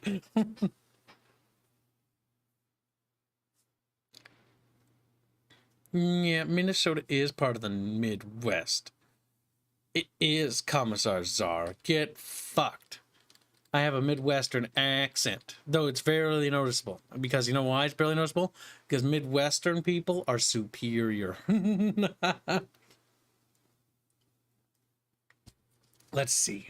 If I Google it, the power of gaggle will tell me.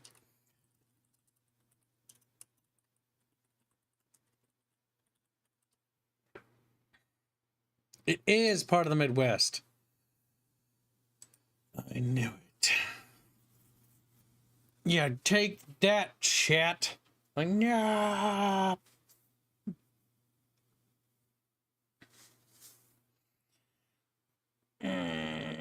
What are you gonna do? You're gonna scream? Like, rape. That's what I thought. Yeah, literally a map of the Midwest of the United States. Minnesota, North Dakota, South Dakota is on this fucking map. Come on, chat. You know this. Like, I don't even know how you don't know this. Yeah, let's see. The Midwest. So, there is 3 parts of the United States that are broken up. The Northeast, which is like Pennsylvania, New York, and stuff like that. The South, which is Texas to West Virginia. There's the Midwest, which is, you know, North Dakota, South Dakota, Nebraska, Kansas, Missouri, Iowa, Minnesota, Wisconsin, Michigan, Illinois, Indiana, and Ohio. And then there's the West, which is Montana down to New Mexico, all the way over to the, you know, the actual coast, like Washington and California. We're broken into 4 chunkos because we're such a big old country. Big country. It's like a big country, Jim. Just like, wow, it's a country that's got a landmass. Like, unlike what you Europeans over there have. Like, this is my little dirt pile, and then there's the other dirt pile over there. And the only one that's big is Russia. The rest of you are tiny little countries. Is the Rust Belt considered part of the Midwest? Yes, it is. I feel offended. I can only recognize Texas and American TV news accents. Hi, Al donates £5 to say, Kibbs, are you going to add naval battles or only have boarding where the battle is the same as land battle? At the moment and current date of development of our game, there is no naval battles to be planned for our game. And I'm saying that right now because the naval warfare system, which was originally planned to be in the game, was cut in favor of the actual warfare mode. Because naval battle mode was kind of cute, but like, after doing enough research about the naval ships, there's only that much like a galleass can even do. So, they can do a lot, mind you. It's like a galleass. Wow. Yes, I can do wilder. Yeah, it is in the water. Got little row paddles. Paddle, paddle, paddle.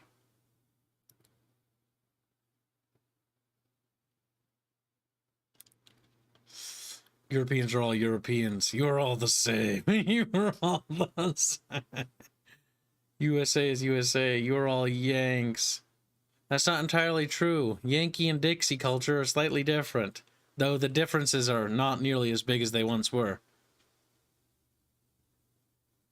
They're like Dixie boys. Do the Astrians have galleons? Galleons? Kinda. Like they're ships. The only ships we've designed for them right now is the galleass. The one of their flagships is based off of galleass. We haven't done too much work on the ships though. We know the rough approximation of their ship technology. We have some ship stuff done, but we have a lot more work to do. The maritime tech has been the diaphragm has been laid out, but it's not urgent because the naval stuff in the game isn't like, there is boat stuff and there is naval stuff that happens in the game, but it's not really in chapter 1. So it's taking a bit of a backseat right now until we get to it. Like, chapter 1 will be probably playable before we even have like a lot more of the boats designed. We'll have some of the merchant ships though done. The classes, the names, the designs. Welcome to stream, Emu.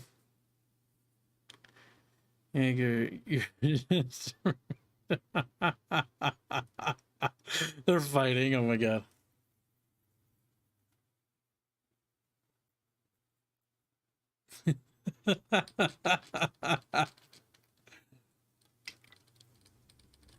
Be nice to each other, little chatfishies. That's funny. Rewind. Chatfishes are for tickling. Any Eldritch hordes behind my comprehension in your project? Yes. There are probably too many to fucking actually give numbers. We have not done too much with stuff with the Veil. Like, even the tabletop doesn't have any rules for the thinning of the veil event, which can only occur from extensive casting in an area. Which is not a good thing. It's just not a good thing. And what happens is... A thinning in the veil means that things like Fanomir and Libers can come through. Hello.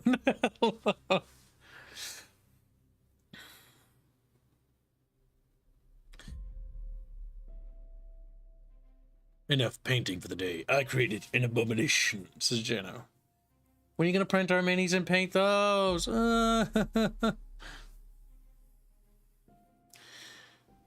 You might want to skip water content. I think only 3 games out of all of them did it right, especially Witcher 3 Fiasco.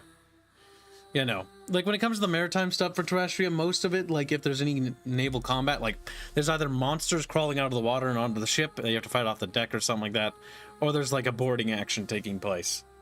The naval stuff doesn't have too much, but there is a lot of lore with the seas. The seas are actually very complex. Both the North Marium and South Marium Oceans and the Sea of Ionia have a lot of unique characteristics that set them each other apart, both with the biospheres of what is in those oceans and what dwells in them, and how it interacts with the shipping lanes and ships.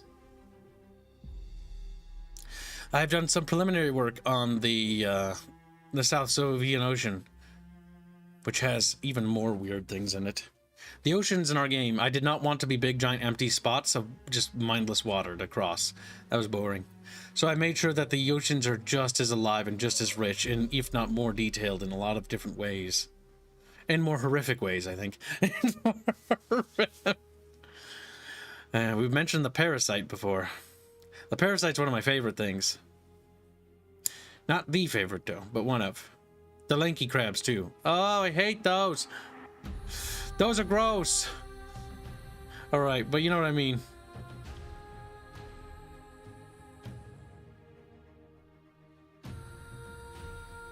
The reason I ask is that I recall in the past you said you didn't have time to do the language. Yep, no, I did. But being the autist I was, I did it anyways. As I knew it probably would. The benefit is I actually managed to do it in a very clever way that I actually managed to get around the actual problem as to why we couldn't do it. And that was incorporating our composer into helping write the language with the help of Pancake. Doing it by myself would never have worked.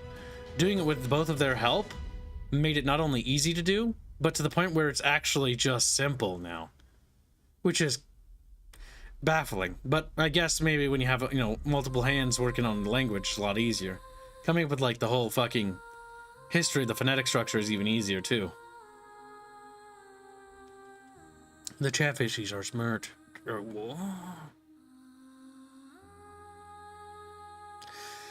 Plus, there was something about it, because Robert, this actually came from a conversation, where it's like, I want songs, I want there to be lyrics, and Robert's like, I don't really like using the English language, and that's when we came to the compromise of actually writing light languages.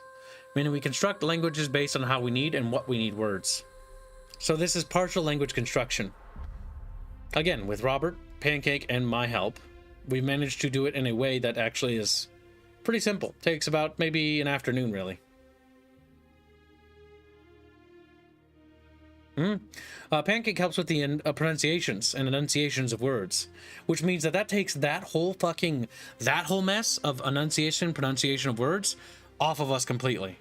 And means that we can focus more strictly on the actual words themselves and the meanings and how they affected culture and the history of those words. Like Talo and Talon mean two different things in the tongue of the builder. Talon is a name referring to, I think, a person of great strength, or like strength and courage. And versus Talo comes from the migratory period, referring to strength, or strength of heart, if I remember right. And so that word evolved over the course of redacted years. But it became a legacy word inside their language. Some words have a lot more lore on them, word-wise, because we construct maybe 40, 60 words for a song about, or like 30, 40, 50, around that ballpark. And so we only do that many words, so actually making the history for these words is actually super simple. And sometimes these words can actually lead to the creation of other words, which is nice because they're all connected. It's actually become remarkably easy. It helps to have a team on it too. Doing it by myself? No. That would just not be possible. But with their help, the work has become actually very light for me.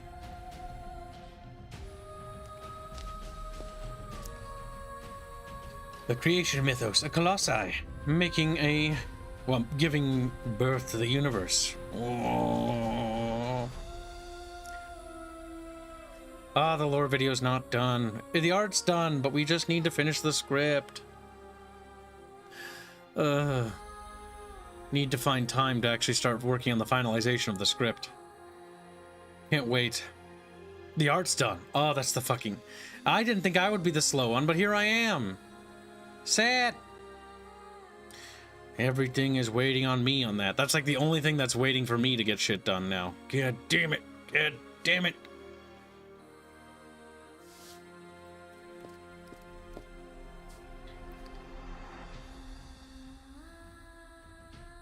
Kids would cry when 90% of people skip. Most people won't care that we have a full-blown language or that people speak in different tongues. But it's not just for them. And many people will simply just be like, oh, that's a nice touch. And in a way, it's a win. It's the little things that all add up. It's a passion project, and I think that's the most important thing to remember when working on this game. Is it's a passion project. It means we shouldn't allow ourselves to forget that, where the heart and soul comes from.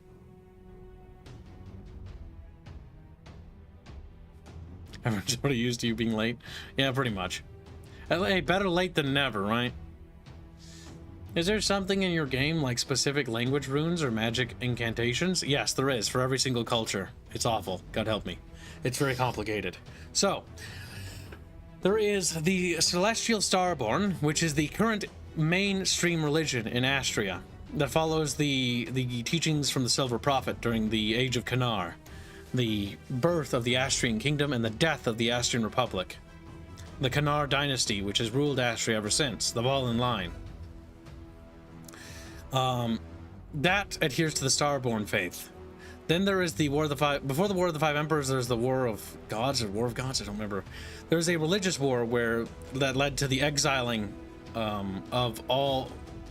Emperor Vada, if I remember right, exiled all the old faith about 1,000 years after the the birth of the Starborn faith.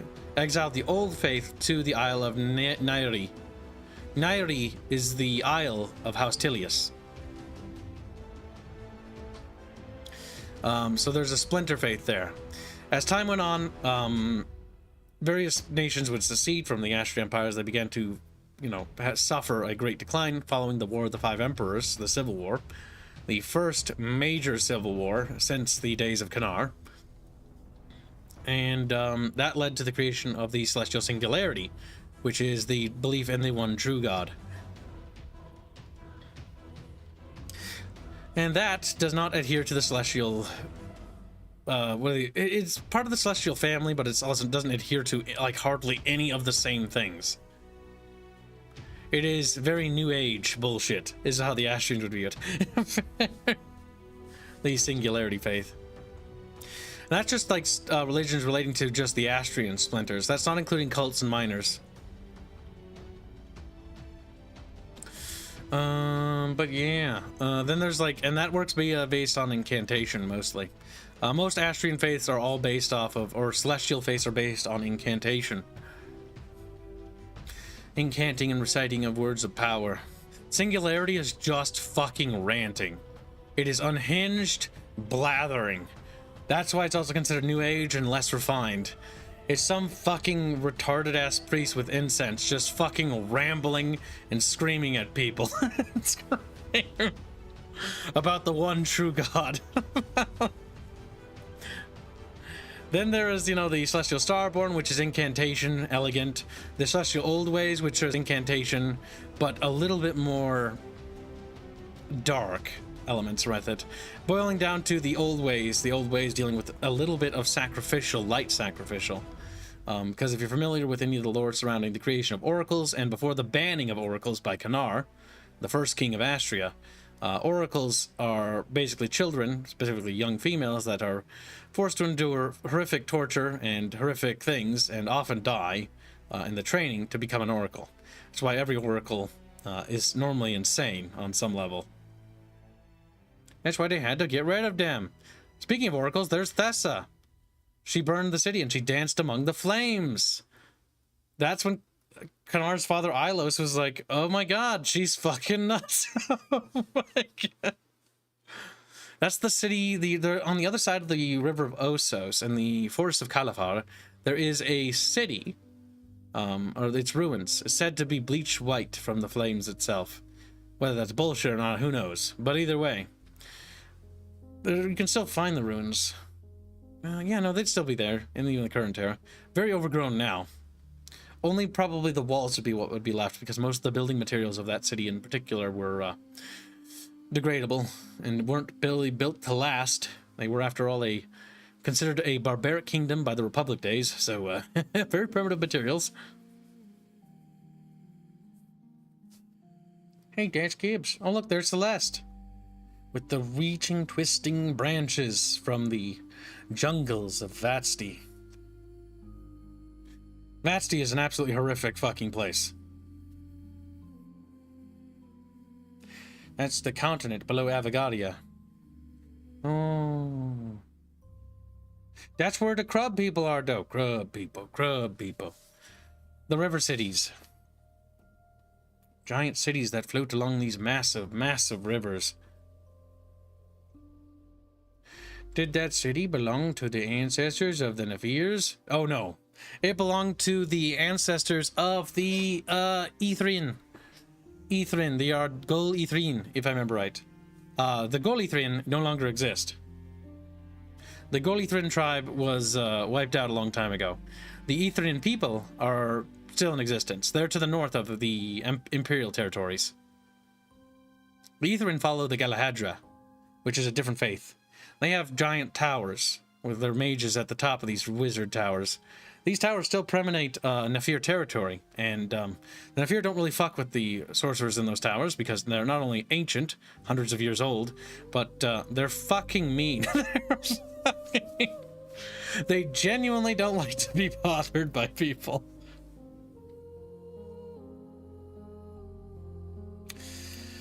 Yes, because the north of Astria are the kingdoms that follow the Galahadra. The Galahadra faith is the belief in the I can't remember the name of the girl or the woman, the motherly woman or whatever.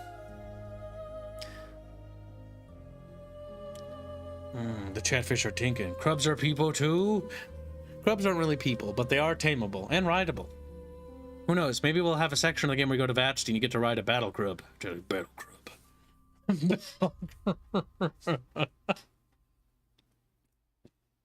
Oh, they're so adorable. I'm just sad that not every continent has crubs on them. They can only survive in certain climates due to their exoskeletal structure. Vatsti is one place where they can actually survive pretty well. Their hardened shell actually protects them from many of the horrific things there. They're also not the most dangerous thing there either. That's why they also only really live in the rivers and water bodies and swamps and lakes. Because the mainland, they would be absolutely murdered.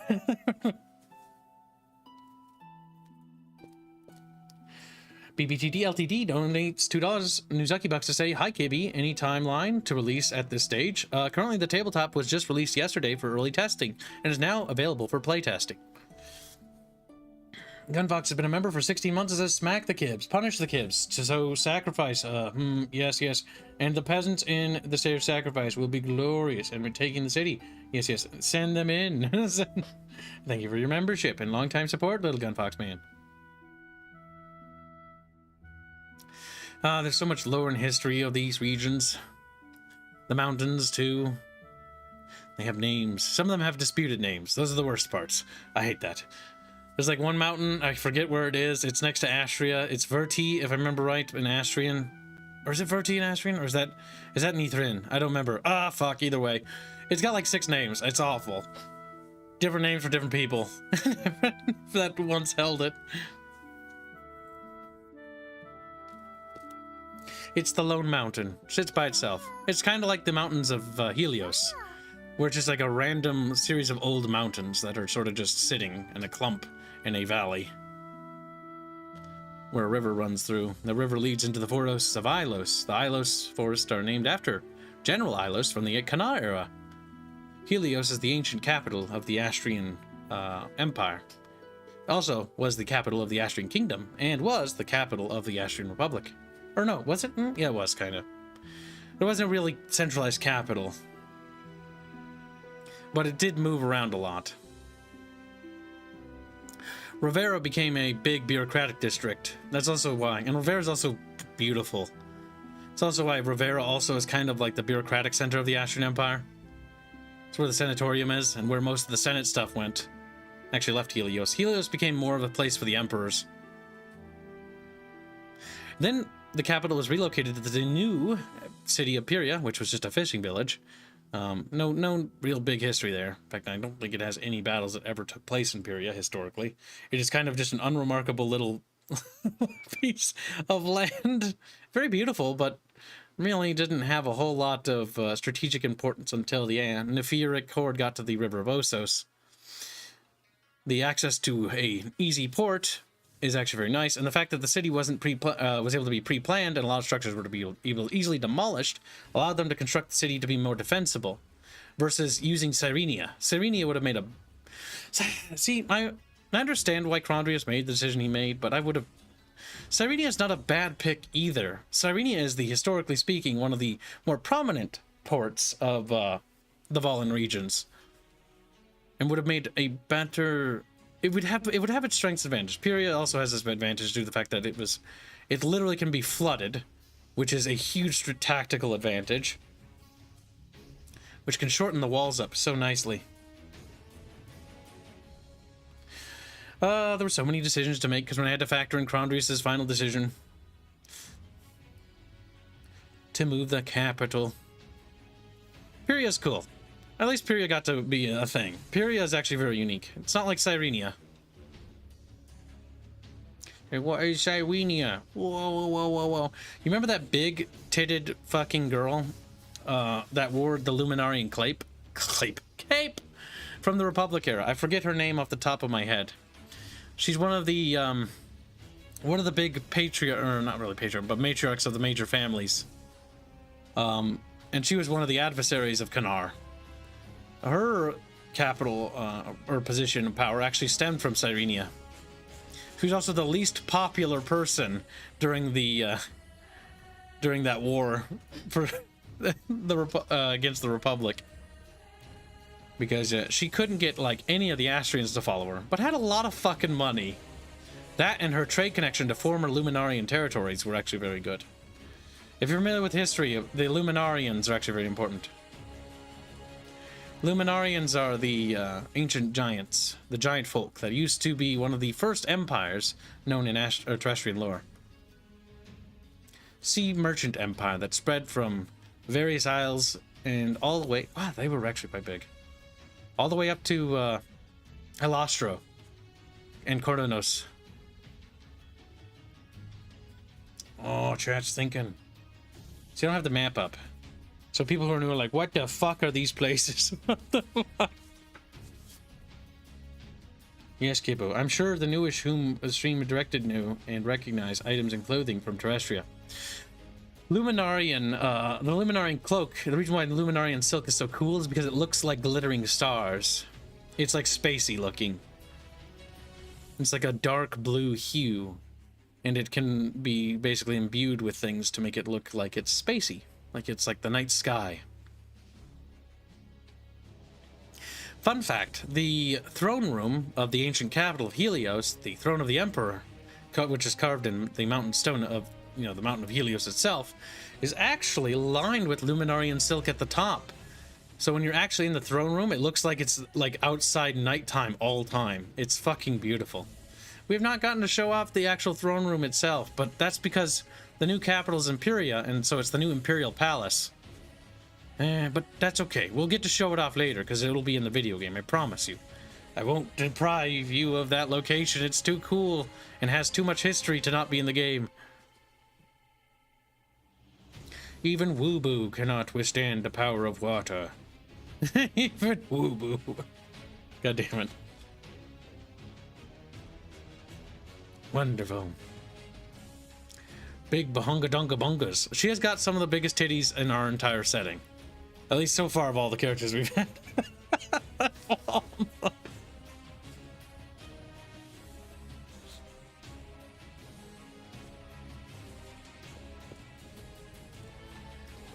No, the throne room just looks like that night motorcyclist.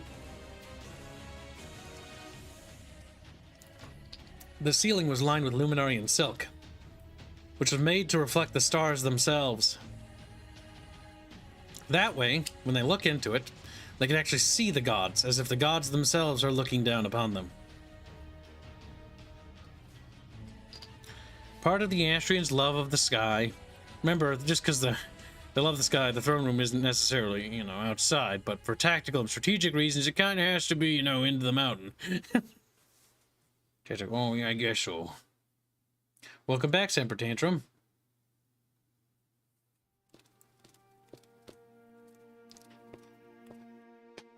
Even Rubu. Rubu. What about Chatfish? Didn't think about that, did you, Chatfish? What did you miss? Quite a bit, honestly. Oh, by the way, Chatfishies, do you have any questions? I'm just sort of rambling, like I told you what would happen if you didn't stop me. She's like, Vic, he did it. He did the thing. I did do the thing. Is Zera the busty chick? Empress Zera? No, that's not her. They're about 1,000 years apart. The other girl is much, much older by now. She's also dead of old age. Little mummy. Empress Zera's dead by the time of the game of start. Empress Zera's from the year 900s? Late 900s. Because it was the turn of the 10th century base, or the 9th century into the 10th century, is when the War of the Five Emperors broke out. And the Astrian Empire's been on sort of an uphill fight to try to not collapse for the last 4 centuries. Or no, wait, no. I've got my timeline mixed up. Fuck! My brain! No. The Astrian calendar doesn't work that way. My brain forgot 100 years. Oh shit, hold on. Oh, shit. Jitsa Sigma donates 11 euros, say it sounds like an interesting setting that could allow multiple types of games, RPGs, RTS, city building, and such. That's the idea, Jitsa. It's like, my god, Gibbs has a plan for this all. Yes. We're building an entire IP. It can be whatever the heck. It can be a pen and paper. It can be a tabletop war game, which both are planned. It can be a video game, RPG, which is also planned. I would very much like to make an RTS sometime. But it has to be done my way, and no crappy, crummy RTSs. It has to be the perfect one. That would take a lot of work, but it is on my bucket list of games to do. The terrestrian setting could use it. It deserves it. Oh, haha, yes, good chat. We are breaking him. Yeah, you can try breaking me by throwing your money at me. Go ahead, try it. Just kidding. Win lore video. I shouldn't be the one to do the lore videos, but I'm gonna end up sort of somewhat doing them. I'm gonna have voice actors do the narration. The video that's coming that I'm going to be working on is going to be the lore for the mythos of the Astrian faith. I need to finish the script. I have all the art. I've got the music. I just need the script, and then I need to edit the script, which I am not looking forward to doing. Well, I actually technically already have to edit the script of what I have already, so technically I already need to start that. I don't like editing. I don't like editing. Editing's not fun. But it's the worst part. It's the part Kibbs drags his healing. It's like, oh shit, here we go. Gotta make that grandma good. Oh fuck. What I wouldn't do to kill to have an editor do it all for Kib. Don't worry, Kibbs. We also forgot many, many years during Dark Ages. Yeah, I know. So yeah, I've completely forgotten that the Republic era isn't actually quantified in the same year structure, because there are different calendars in Terrestrian. I was thinking of just the base calendar, because technically it should be like 1300 something is when the game starts, but that is not the game calendar we're going by, because it's going through a character perspective. It's 1022 AE is the year after Enlightenment. Enlightenment was the age of Kanar, the beginning of the age of Kanar, with the discovering of the Silver Prophet, who was sent down by Calestios, the wayward god, to inform the mortals of the war in the heavens against, you know, the fucking corruption of the gods and the unleashing of the Colossi on the world. It was the end times. That's what sparked the Civil War in a great time of downtrodden sadness. Whoa. The Kanar Age is not in the game. That is like 1,000 years before the game started. But that is basically it is a very important period in Assyrian history. Kanar's pretty cool. He was a good king. Not a very long-lived king, but a good king. Also the first king, most important. Will the game have a fishing minigame? Yep. There will be chatfish in it.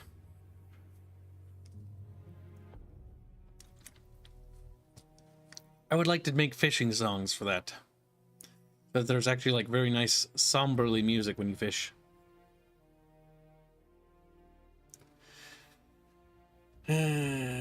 Oh, maybe it's Harris. Yes, that is her name. She has that starry cloak. Yep. Thank you. I can never remember their names. There's over like 400 characters now, and I'm starting to forget names of certain people. Aeneas Enders was a captain of the militia. He was a hero in the war against the heathens. Oh, no, was he? No. Nope, that's the other guy. Aeneas Ender is the... Yeah, no, he is the militia captain. Not the heathen war. He served with Emperor... What was Pulioso's dad's name? Ah, crap. And the names are so many, it's hard to keep track of everyone. He served with Pulioso's father.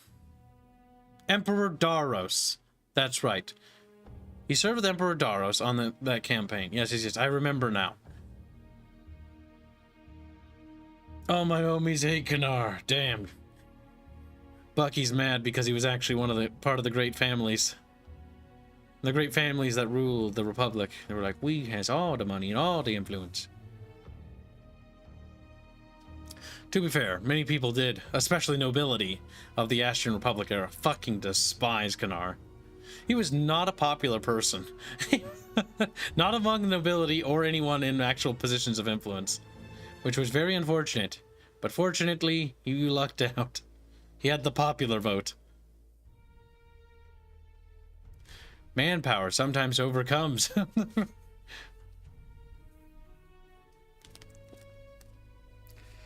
Bye, little Gobi. True fish hate Kanar. Damn, you hate Princess Ria's great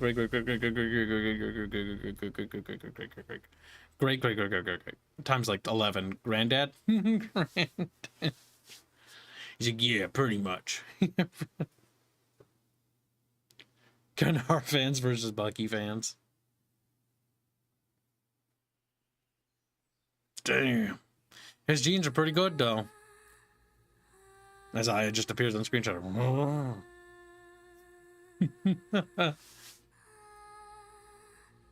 That's the city port of Pieria. Nice, very crystal blue waters down there. Kibbs, you might want to start making a wiki for the game. How about somebody volunteers to do that for me?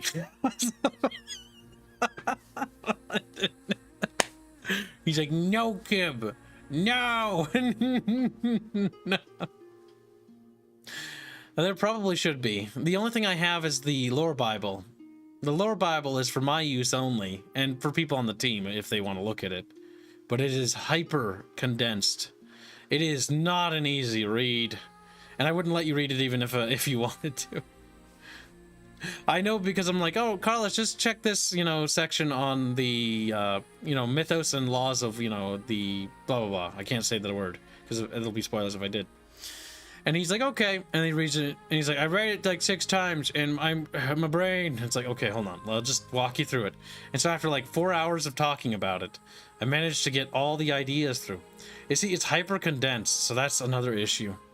It's trying to tell a lot of information in a very autistic manner. because it's a lore Bible.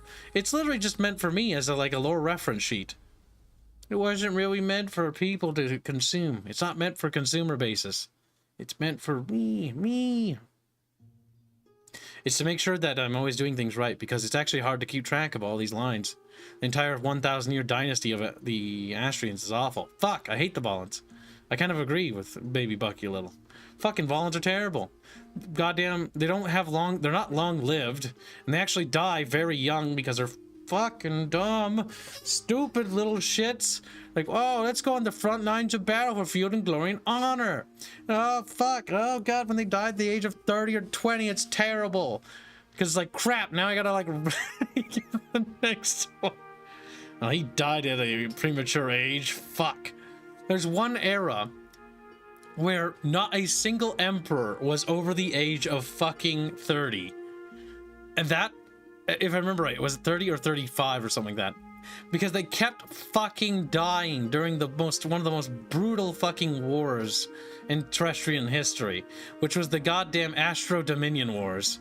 Fucking Christ. It was a goddamn emperor fucking meat grinder.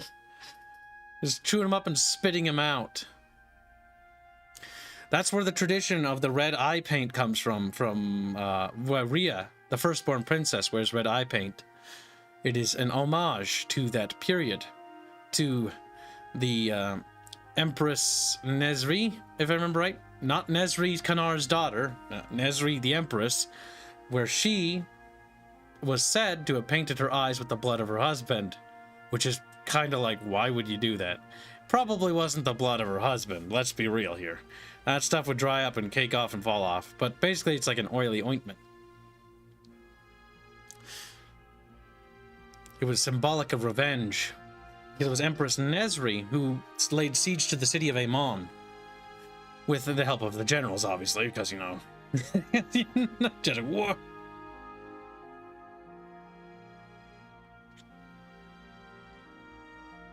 It's become a tradition. For mostly the eldest born, if they're female. Death before dishonor! So is some of the Goyos. Some of the Goyos. You would like that, wouldn't you? He's like, yeah, that's literally why I asked him. That's actually a 110 billion%. The reason. It's like, okay. Alright. Firstly, let's remove the naked princesses off my computer finally. Listen, chat, you funded that art piece. I had to download it in order to upload it. So let's throw that out of here. Oh, hey. Kriya. She's one of the of Rhea, I, and Ezra, and I said all three of their names. Why did I think there was like a missing one? Derpy, derpy, derpy. Bam, bam, bam, bam, bam. Oh, I got the hiccups. Right, where's one with all of them? All of them doing a pose. All of them being together. There's one. Bam, bam, bam, bam, bam, bam, bam, bam, bam, bam, bam, bam, bam, bam, bam, bam, bam. Ah, there we go. Kriya's good. Their great grandmother. She was an oracle. Kriya, Rhea, Nezra, Aya. Just like way. Magic blood doesn't flake off. It turns out the blood of Illumine is quite sticky. It's gonna stay. Kib says, but I bet they mate like jackrabbits. Oh, they did. Astrians are known to make a lot of children. The Volans are kind of an oddity because they actually don't have that many kids. Mostly because, again, no, that's not entirely true. It depends on the Volan.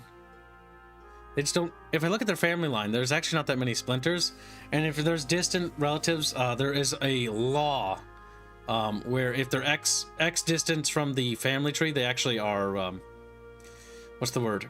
No longer a Volin. So the Volins are actually only like, they only have like, how do I put it?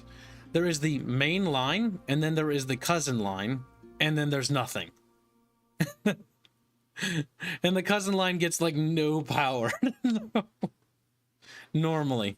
No, but normally they're, well, sometimes like the uncles would be put in like positions of power, like the Celestial Order is normally the place. And it stays fairly tight. Love, surprise, and surprise. Bonk. But there's Rhea and Nezra on the right there.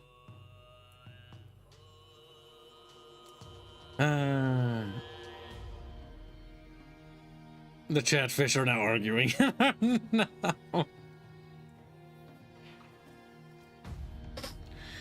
Red hair means no soul. Red hair is not an Astrian commonality. In fact, they mostly have brown and black hair. Blondes are very rare. You haven't seen a lot of Astrian characters. But yeah, brown and black hair is actually the most common. Red and blondes are extra. Blondes are kind, like, not really. Like, they must have come from Cardovia, is all I'm gonna say on that. Cardovia or, like, Tilvoni or whatever. Tiloni or what? The fuck? It's right up there. It's above the fucking little savage island to the north of, the lands of Angrel. Angrel belongs to House Lanium, which is part of the Astrian Empire and the farthest fringes of the Northern Territories. Past that is the Kingdom of Lane on the Isle. Then there is Tivonia. Tivonia? I think it's Tivonia. Tivonia. It is northeast. Northwest. West. It's west. Yep, I had to close my eyes and think about that. It's west. Cardovia is on the other side of the planet. Cardovia, tell us more about them. The Cardovians, well, they're taller than Astrians. They're about 6 foot on average. So they make Astrians look like little midgets. So they're fairly tall people, honestly. Not like Luminarians, where their average is 8 foot. 8 foot to 9 foot in height. The Luminarians are one of the bigger folk. And unless you start going to, like, you know, Mondo or what do they call them? The Budanua. They are those are big boys. Those are like fucking pushing 12, 14, 16 feet. They have lots of bone structure problems, and it's just, they're not particularly long-lived, all things considered. The only other tallest things I can think of are the Faceless, and the Faceless dwell in Thundun, to the far, far, far northern wastes. Those are nasty things we do not want to talk about, because they are gross and icky. And bad for you and me. They're also bad for Cardovians, too. Just like, wow, racist. Tell us more about them. That's a huge bitch. Oh, fucking Christ. Keeping up with the Cardovians. Oh, no. No, no.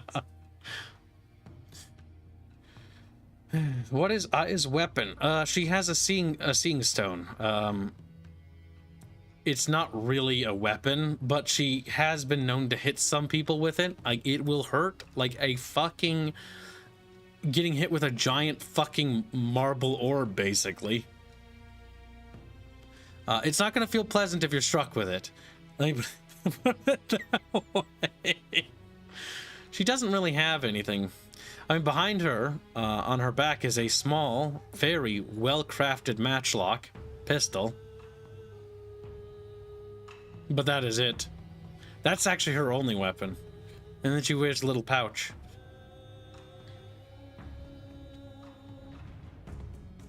Bonk stick with a bonk ball.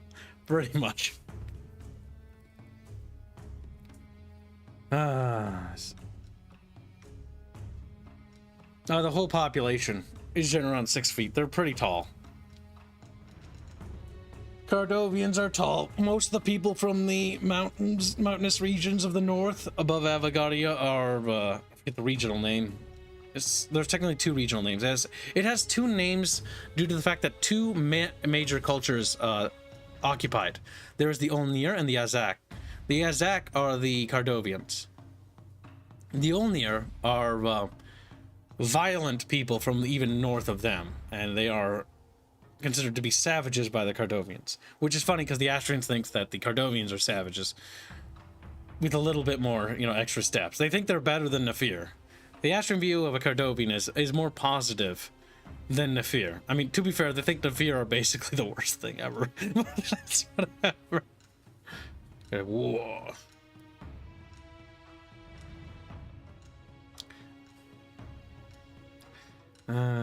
Aya has a bonk stick. She does. She tsundere's her enemy. Aya's not really a tsundere. She's very social butterfly. Very talkative. Very energetic. Almost flirtatious in a way. Not like her sisters. Basically.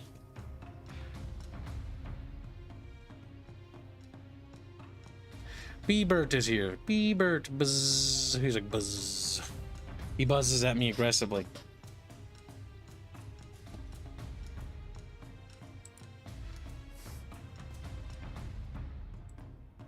Alright, what I need to do is fix something. Get something ready.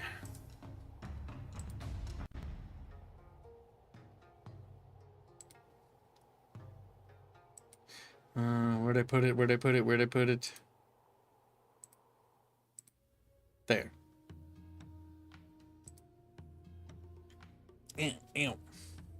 But the Cardovian people, I don't want to do too much with them just yet, because I'm much further, but I could probably talk about them at length. I could talk about their history a little bit. The Cardovians are the 4 united kingdoms of Cardovia. They're not actually one people. It is actually a union of 4 kingdoms, and the 5th kingdom, Shrivengar, did not want to join them because they thought it was stupid. Basically, there are technically 5 kingdoms of the Azak, and the Olnir have been driven east of Shrivengar, so they are over there, and they are shattered. They are shattered because they've been shattered since the Astrians were actually involved in this war, but they weren't the main characters at play. They were getting raided the fuck ton. They were very pissed off about it, but it's also what led to the Astrian Empire's acquisition of the Isles of... It's the Seaborn Isles and the House Concordia.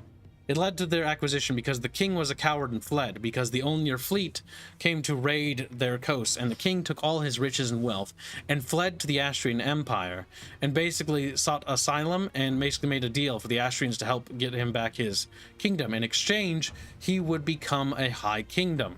If you're familiar with the Astrian Empire structure, high kingdoms are sort of like satraps. They're kingdoms or nations that have taken military and trade alliance agreements that are very tightly allied with the Astrian Empire.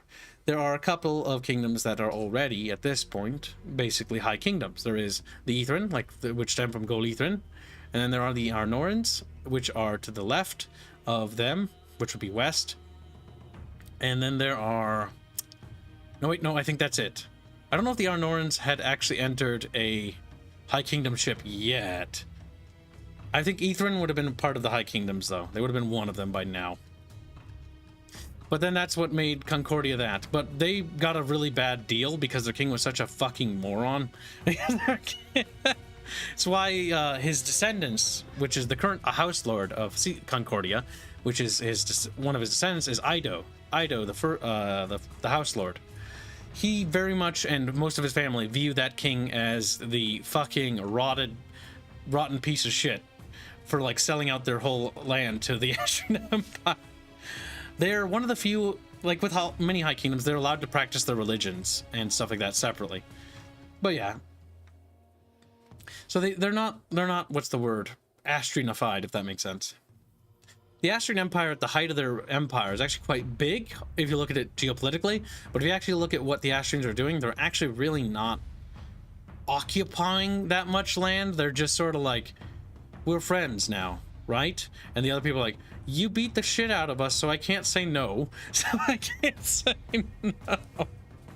Astrian's like the friend you have because he beat you up, and if you try to leave him, he'll beat you up again. He'll beat you up.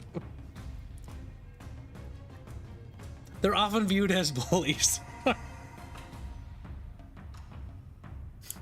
You want to become a High Kingdom? Send me one of your daughters. Yep, the marriage alliance or marriage proposal with Nezra and that one Cardovian prince is scandalous in Cardovia, to say the least, because it's like, what are you doing? What are you doing? Someone should have pizza, says Robert. Ah, somebody's enjoying pizza. Lucky little shit. Matt's having pizza. Nice. Enjoy. It's almost time for us to move on to the next stream soon.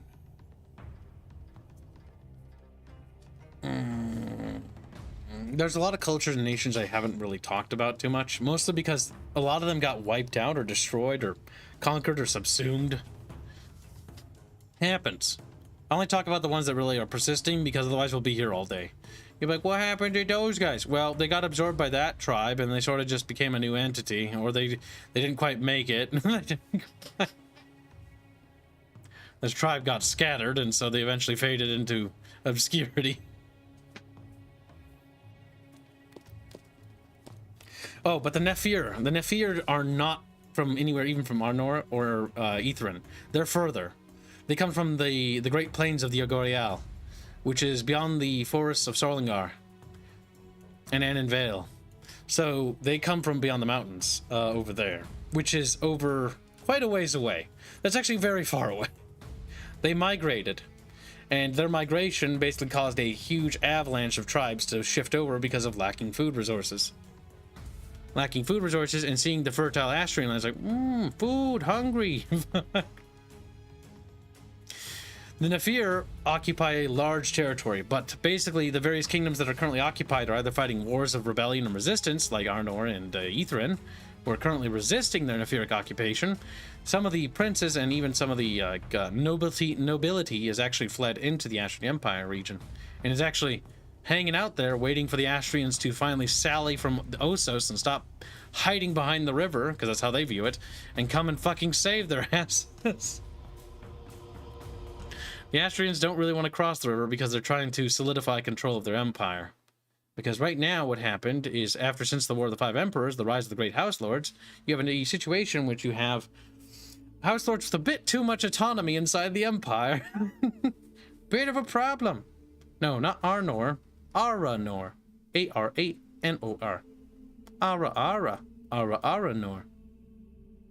They come from an ancient tribe. A similar tribe, actually, that has a history with, I think they're the Golanor. The Golanor? The Golanor?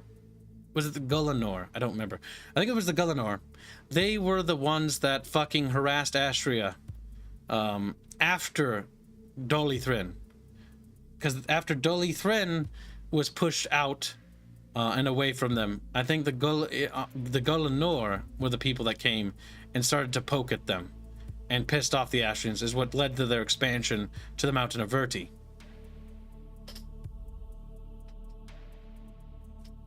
And then they'd later settle, finally, in their own land in the Great Valley, forming the kingdom of Arnor. Ara. I have to say Ara, because otherwise you'll think it's like Arnor from fucking Lord of the Rings. And that's a cool kingdom too, but they're actually cooler than... I like them a bit more. Just, I have a bias towards them because, you know, they're just fucking, you know, filthy savage. It's like, what the fuck, yeah? Racism on Terrestria. More at 11. I think of that, champ. Excited? You're wriggling? Lord of Possum donates 5 generous memberships. Thank you for the generous gifting of memberships. It may be time, however, to prepare for our multiplayer stream soon. I'm going to poke Barge and see where he is.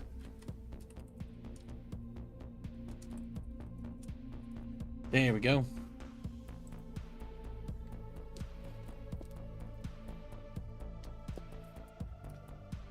I heard Northern Kings. We do have Northern Kings.